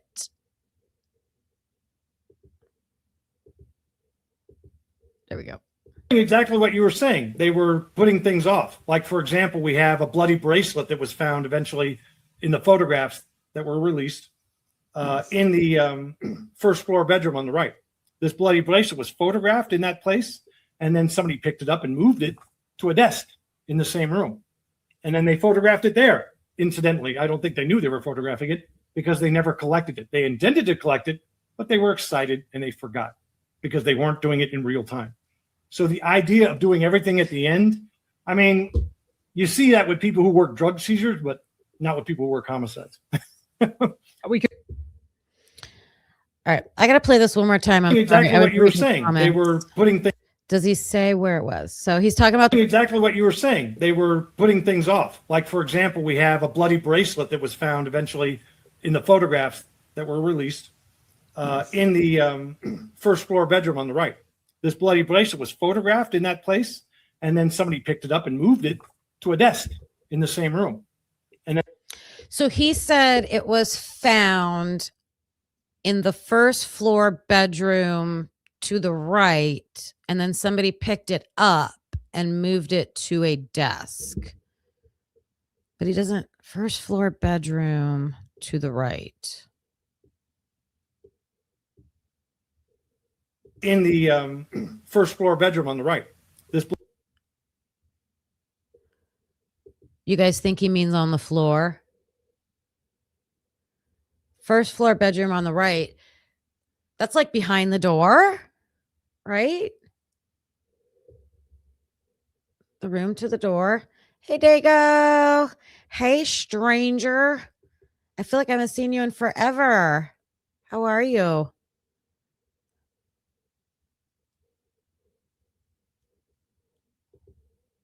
Bloody bracelet was photographed in that place, and then somebody picked it up and moved it to a desk in the same room.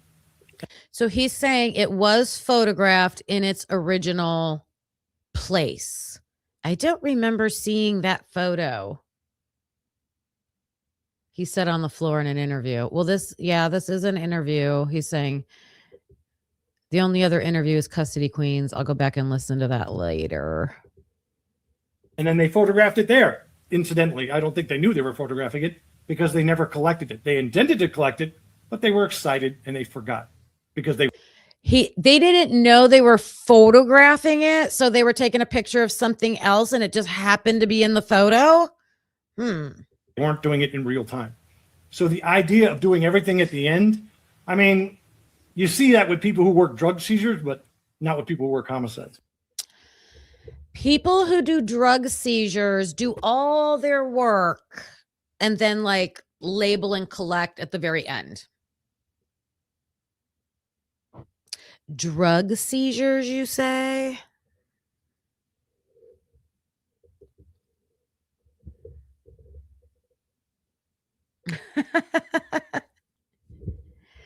Uh-oh. Jesse Lux, you need my attention. I see you. What did you say? I'm looking.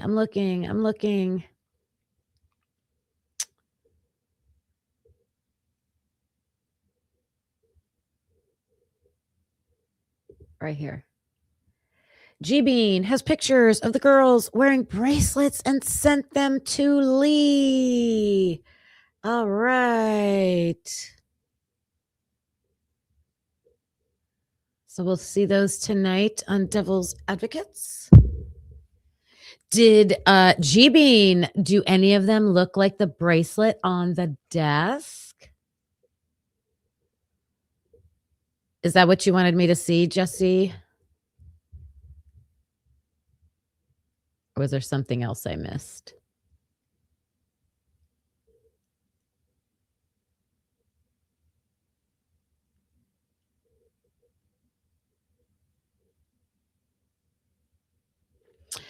So I'm not quite sure it's Kaylee. I think it might be Maddie.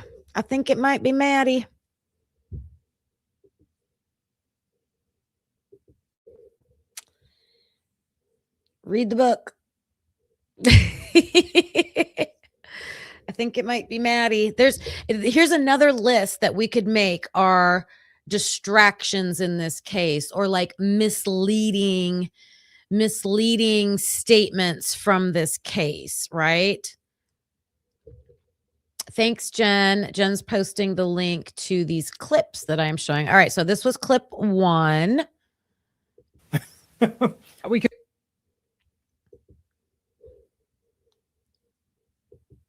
So that was about the bracelet. This is about the hair testing, you guys.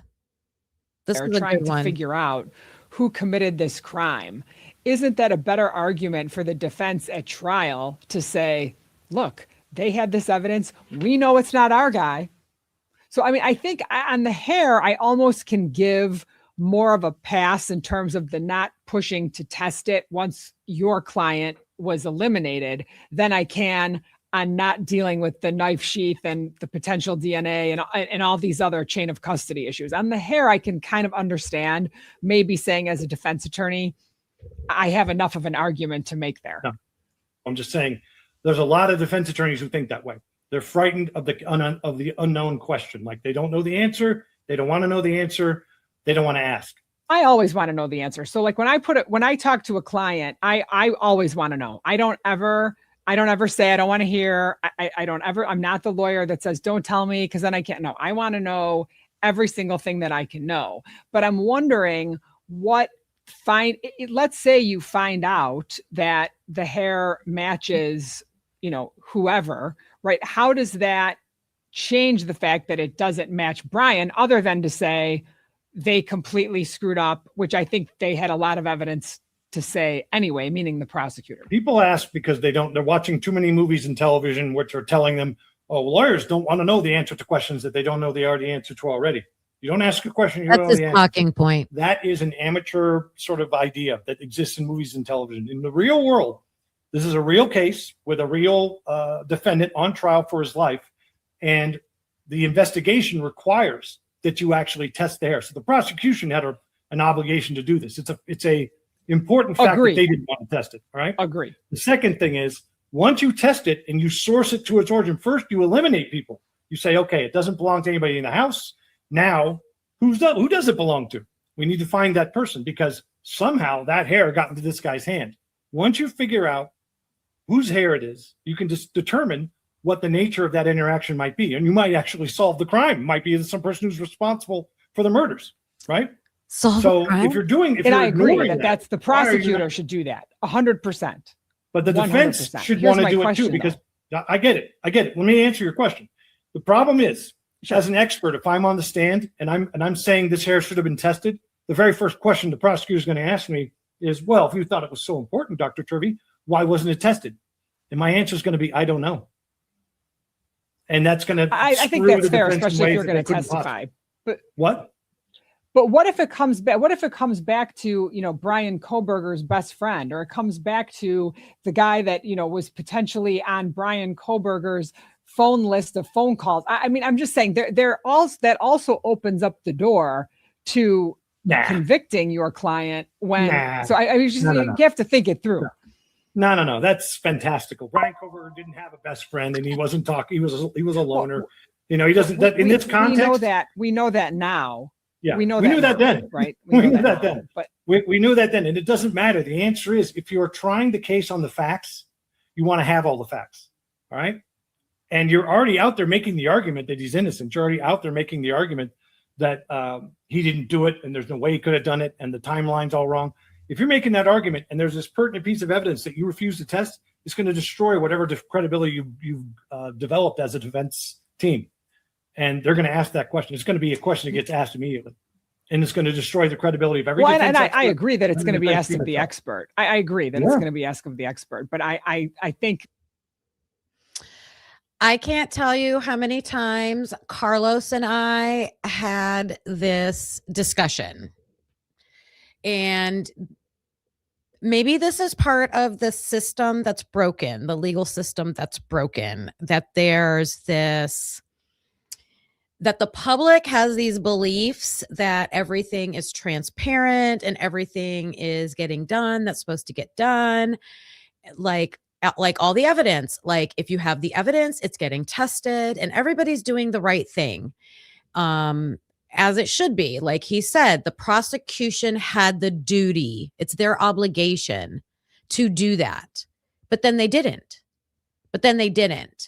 So that's the first problem in our system, is that when the prosecution doesn't, what's the consequence? So then that's the second problem. There's no consequences. So then the burden goes on to the defense, which it's not supposed to.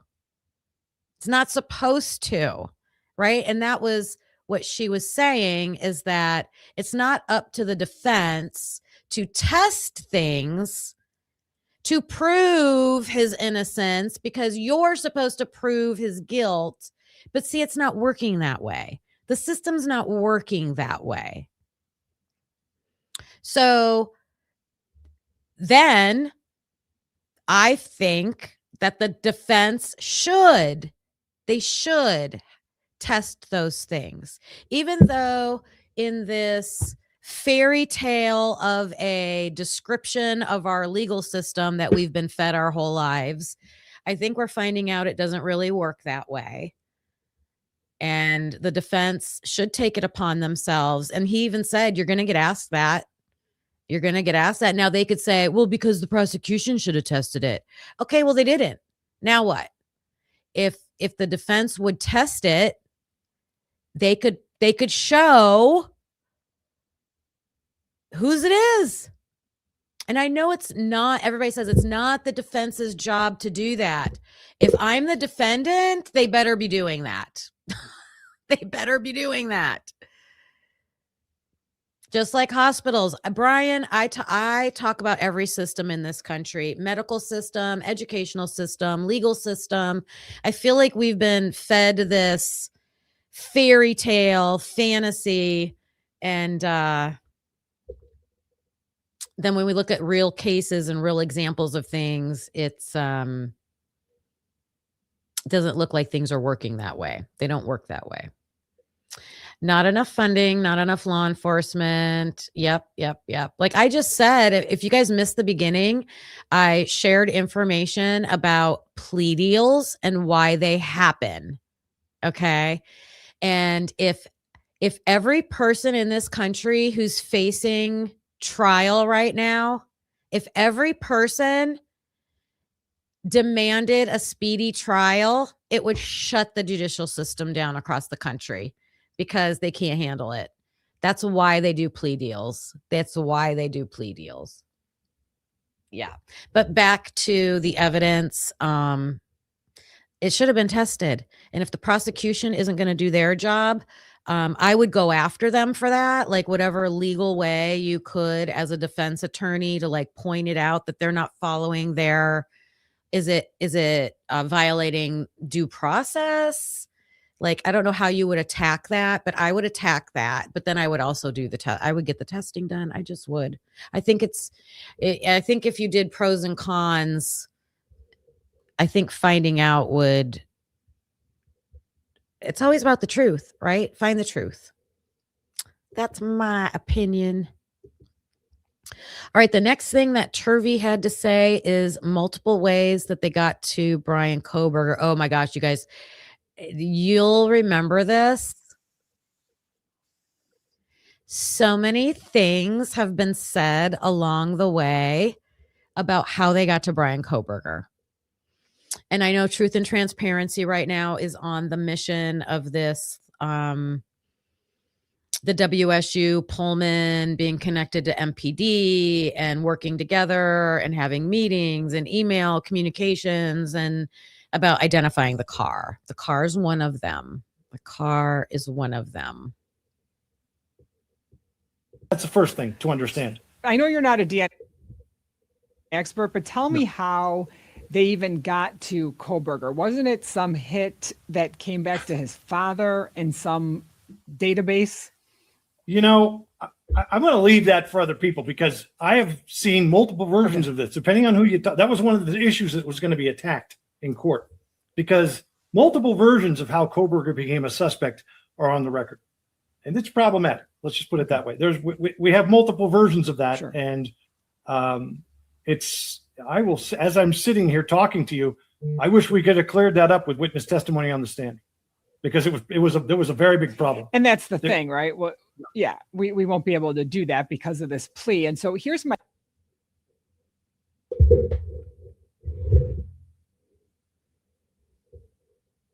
Oh, did it end? Sorry about that. I got a text from my daughter.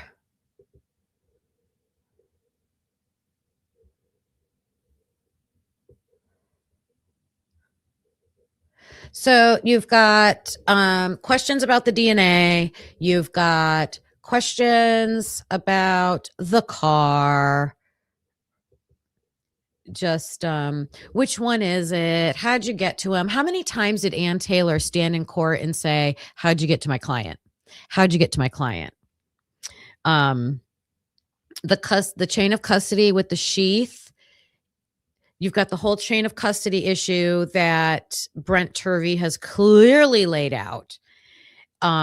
If you guys have not gone over to Glitch DNA Labs,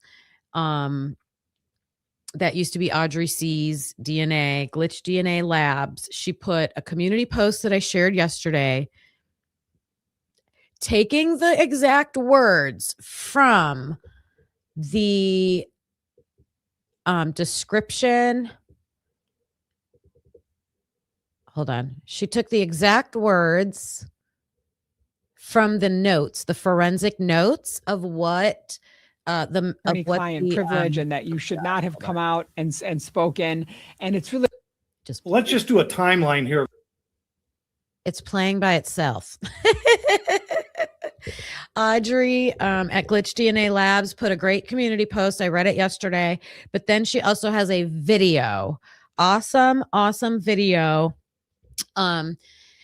She's using the audio of another podcast explaining the process and how single source DNA compares to the touch DNA. And the point is that it's not reliable. They're trying to make it seem like it's this like, oh, great new discovery of the way we can do things. And it's not. But what Audrey did was I think she added the visuals to go with it, which is very helpful. So I highly recommend going to see that after this when we're talking about the DNA. Events, so we're all on the same page. I didn't hold back anything. Everything that I knew, I told Ann Taylor to make sure that she had the best information for decision making. So all the things that have been discussed publicly, she was given that information. So she had it. And she also vetted me and vetted my report. We went through a couple drafts of it where I was adding things that questions she was having to make sure that when it got submitted, it was the full breadth of the opinions that she wanted on the record. So that report that got put on the record, the full totality of that report, like a 27-page report, that was something that she screened, felt was valid and competent, and submitted to the court. Otherwise, she's doing something wrong or something incompetent. So that's first part. That report gets put in January 2025. Then I don't find out about the plea until everybody else in the world finds out about it. All right. And so once that happens, within a month of that, the judge removes the gag order on the case. Now, what we have signed is an NDA to not discuss things that are work product. And that's pretty normal. I wouldn't do that anyway. That's not a thing for me. I don't need that kind of attention. But in this case, we have one, the scabbard being the falsified chain of custody. That's a crime. That has to come out. And nobody's talking about it, so it has to be discussed. Two, the hair not being tested as exculpatory evidence, potentially exculpatory evidence. Nobody's talking about that. That has to come out. So those things are Brady issues that are required to be discussed, and they're not being discussed by anybody. So what happens is, starting in October, I get contacted by Chris Whitcomb through a colleague of mine, and he's writing a book on this thing. And so I start talking to him about it, and then I start sharing information with him around December or so. And then by January, all these disclosures have already started to come out from the state. So all the information that he's getting is not work product. I don't have access to the defense material, to the defense reports. We were all compartmentalized. I have access to mine and to the defense pathologist report. All right, that's it. And that gets incorporated into my report. So the timeline is, from that point on, all this stuff is being revealed by Idaho State Police or in the Moscow PD. It's all coming out, being revealed. All the discovery is being made public. And then in January, I believe, there was a disclosure of Paulette Sutton, the state's experts, her response to my report, a point-by-point response where she essentially agrees with everything, but says, the way this worked is the guy was probably naked running around the crime scene, which is just sort of nonsensical. But that gets turned into an article that is published in January. I think Fox News did an article about it, about my findings. They didn't contact me or get information from me about it. They just did a report about my findings as disclosed in this document that was released publicly, right? So I was the only expert for the defense whose findings were made public. Not always the underlying material, but the findings were made public. So that's true, you guys. We have not seen the findings about all the location data, like Cy Ray's stuff, not disclosed to the public yet. The phone stuff, not disclosed to the public yet. The DNA work. I mean, we've seen the forensic lab stuff, but I feel like there's probably more. So he's saying he's the only expert whose stuff was disclosed to the public. And Witchy, this is a great question. So his full report is 27 pages, and I believe it's still sealed, right? Everything's still sealed. That's one of the things I wanted to pull up for today to see, but I don't think we have any of those. They're not releasing this stuff to the public, and that's why he's making the point that there's issues here and nobody is saying anything. They're keeping it hidden. So what do you guys think? Do you think it is fair and ethical and moral for a defense attorney to say, hey, experts, I know you found shady stuff in this investigation, but we're sealing everything. We don't want anything to get out, so we don't want you to talk about it. That's basically what he's saying it happened. And he said, no, this is Brady. This is like Brady violations. I'm talking about it. And so what he's doing is he's following the legal non-disclosure agreement. What are the absolute legal binding things that I should not be talking about? And he will say, I've seen that. I can't talk about it. I know that. I can't talk about it. I feel like he's very well prepped on what he's allowed to say and what he's not allowed to say. I also think it's very, suspicious isn't even a good enough word for the things they've hidden in this case. And why are you trying to keep him from talking? Brian, I saw your comment earlier about the perjury. Like, perjury is a felony. No, it's not. No, it's not. I think we could probably find examples of a million law enforcement people that get caught in things all the time, and there's no consequences. There's no consequences. And so what happens? It's just like 2-year-olds. What happens when you don't give them consequences? They do it more. They do it more. I'm not going 100% on Ann Taylor yet, because when there's corruption, I don't know how corrupt, or if there's, let me clarify with this disclaimer, perceived corruption, fishiness, something going on. She could be a victim of that. I don't know. Right? Dr. Turvey is risking a 30-year career for Brian or anyone else. He's talking about this case and talking about what's public. He is doing nothing wrong. That's why Ann is not responding, right? I don't know. It's also interesting that Ann Taylor and Alyssa Massoff just presented at a conference for defense attorneys on like lessons they learned. I would love to just a list of the lessons that you learned, right? Oh my goodness. Yeah. I hope I said thank you, Witchy. I know I addressed your question, but yeah, I thank you for that donation, but I don't think that any of those are released. Oh my gosh, why is my computer going crazy right now? Okay. I think I have one more little clip from him. Wadebird, wasn't there a timeline list of what stuff would be released? Well, Hippler said he was going to start with like the most recent and then go backwards to the beginning. I believe that's what he said. And nothing has been released since what, December? We're at 6 months almost of nothing? Oh my gosh. I said we need to go do a sit-in at MPD or Hippler's office. Let's go do a sit-in at Hippler's office. And Wadebird, I think it was you also who said you stepped out for a minute and I had made the statement about the OnlyFans.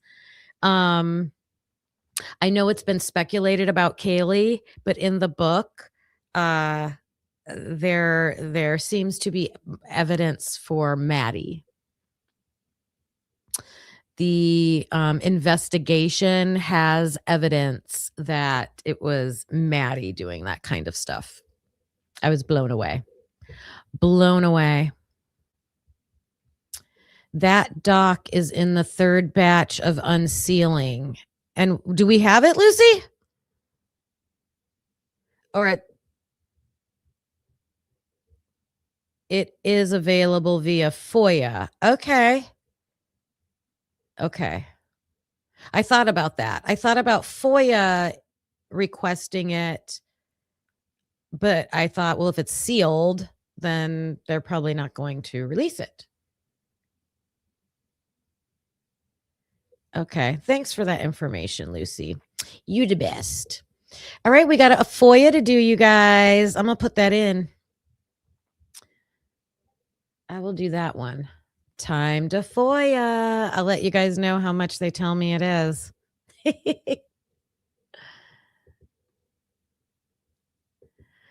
And the last segment from Dr. Turvey is, I do have this clip. And I think this is where he talks about the bed frame when it got to the evidence locker. So let's listen to this. you're putting pieces together. It's almost like jigsaw.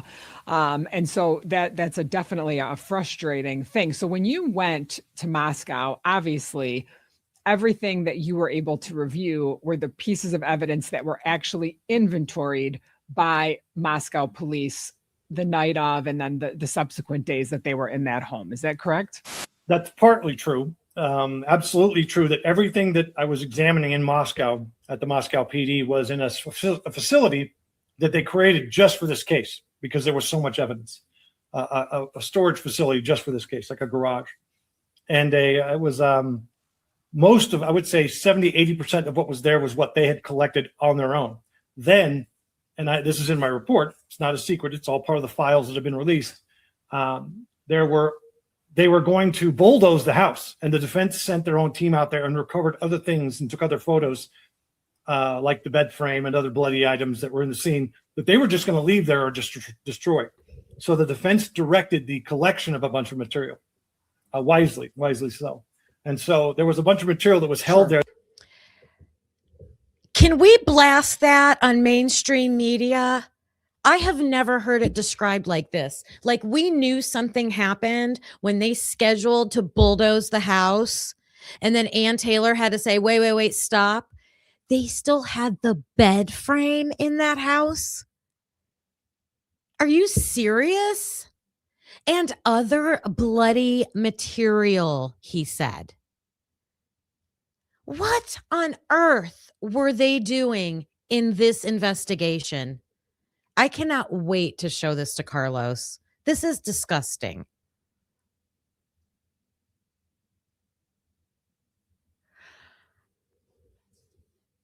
I have no words. I'm trying to think how I would feel as a parent if that was my daughter's bed and she was killed in that room and her boyfriend was killed in that bed, and that's evidence, and you didn't even take it. They were going, think about that, Witchy. This is what they were going to do. They were going to destroy that bed frame in the house with the bloody hair attached to it. What else do you guys think they were going to destroy in that house? What could have been in that house that Ann Taylor didn't know about? They only went back and got what she was able to identify.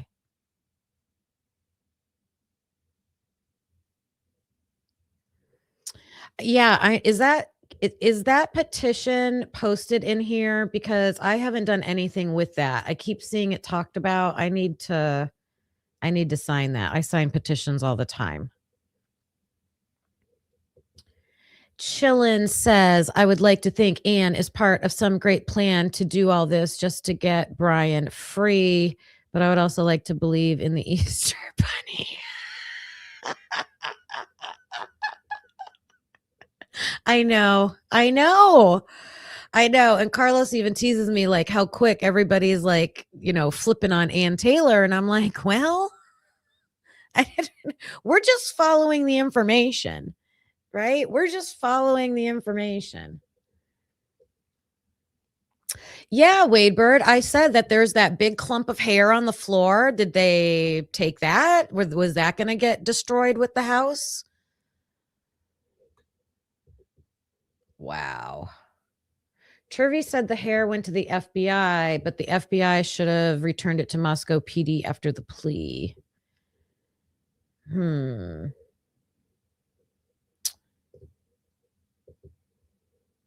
That they had collected on behalf of the defense, but that was part of the original crime scene that they had ignored, including the bed frame where the hair was found with Ethan. Let's get into you're putting pieces together. It's all crazy. Like that's infuriating.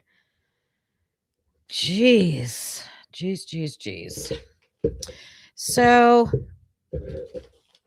not that we need to, but I feel like not that we need to prove to each other what's the best word? ineptness, the weakness, the questionable issues in this investigation. I know we all know it. I know that we all understand it. So doing a show like today, like highlighting these issues, I know it's things we've all seen and we've all heard about and reviewed and discussed, but I feel it's so important as people who want the truth to come out we have to keep highlighting it, keep talking about it, keep putting it out there, keep bringing these things to the front, until someone who has the authority to do something can do something.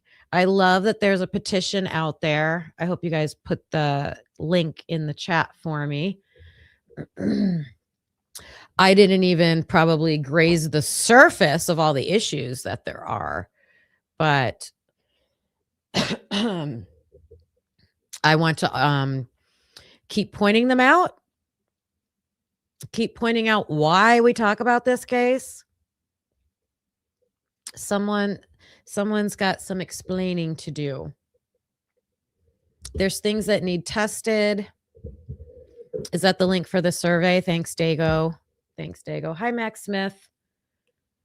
I am so excited,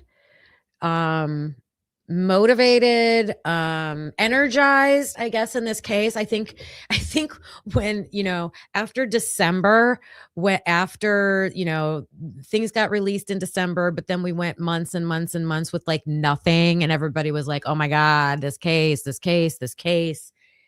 And to have people standing up to do the right thing, like high profile professionals, experts that worked on the case or, speaking out. Thank goodness. And hopefully there's going to be more. I hope. You felt better after seeing Turvey yesterday. Yeah, it's hard to speak out like that. And it's hard to be the lone person speaking out like that. Chris Whitcomb is kind of being like the vessel for it. He didn't work the case. He's just writing about it. He's the vessel for it. Turvey's really the first whistleblower type person to come out. And I hope he doesn't get left high and dry. I hope people come out in support of him. But I'm going to leave it at that for today. I'm going to keep working on my timeline information. I'm at Bethany. So I am going to get that done for Monday for sure. I've got the weekend to get that done. Don't forget to join us tomorrow night for the verdict room, 6 p.m. Eastern time. That is our panel show with the Truth Crime Cafe with Dago. Typically unique here. This channel, Logan from Bronx Tales and Mike from The Last 24. And it's always a great discussion, you guys. So I hope you'll join us tomorrow night for that. If you come across any information, especially about some of the things that I talked about today, anything about the bracelet, anything about Sophia Whitehead, you can always email me or put information in our Discord. My email is on my, the about information on the top of our YouTube channel. So I'd appreciate that. I am going to clock out for now, but I thank all of you for joining me today. I thank everyone who donated a super chat or a super sticker. Thank you so much. And the mods that were in here today, thanks for all the links and information that you shared. Green team, typically unique peeps. We are growing And I love to see all the green members in here.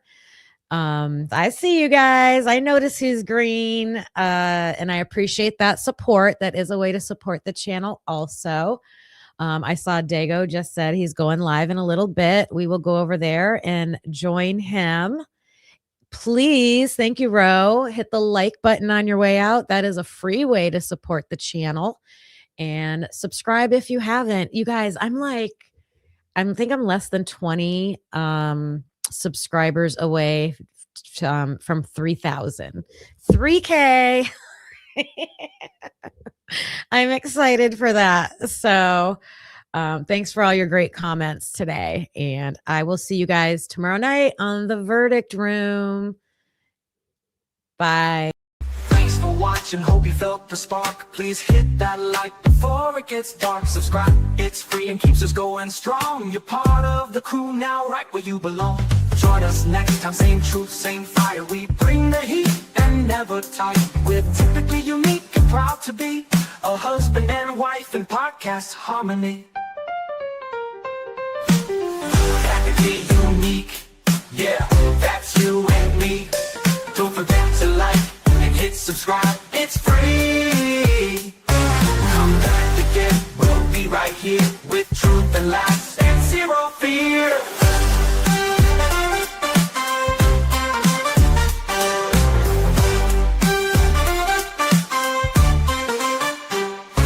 We don't always agree, but that's the show.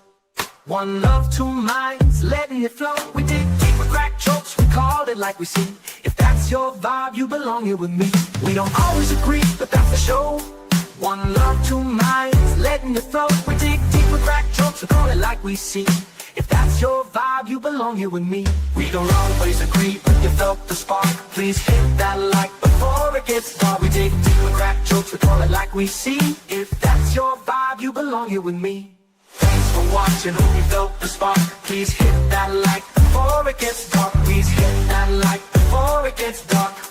It's free, it keeps us going strong. You're part of the crew now, right where you belong. Join us next time, same truth, same fire. We bring the heat and never tire. We're typically unique and proud to be a husband and wife and wild to be a husband and wife in podcast harmony. Yeah, that's you and me. Don't forget to like, hit subscribe, it's free. Come back again, we'll be right here with truth and laughs and zero fear.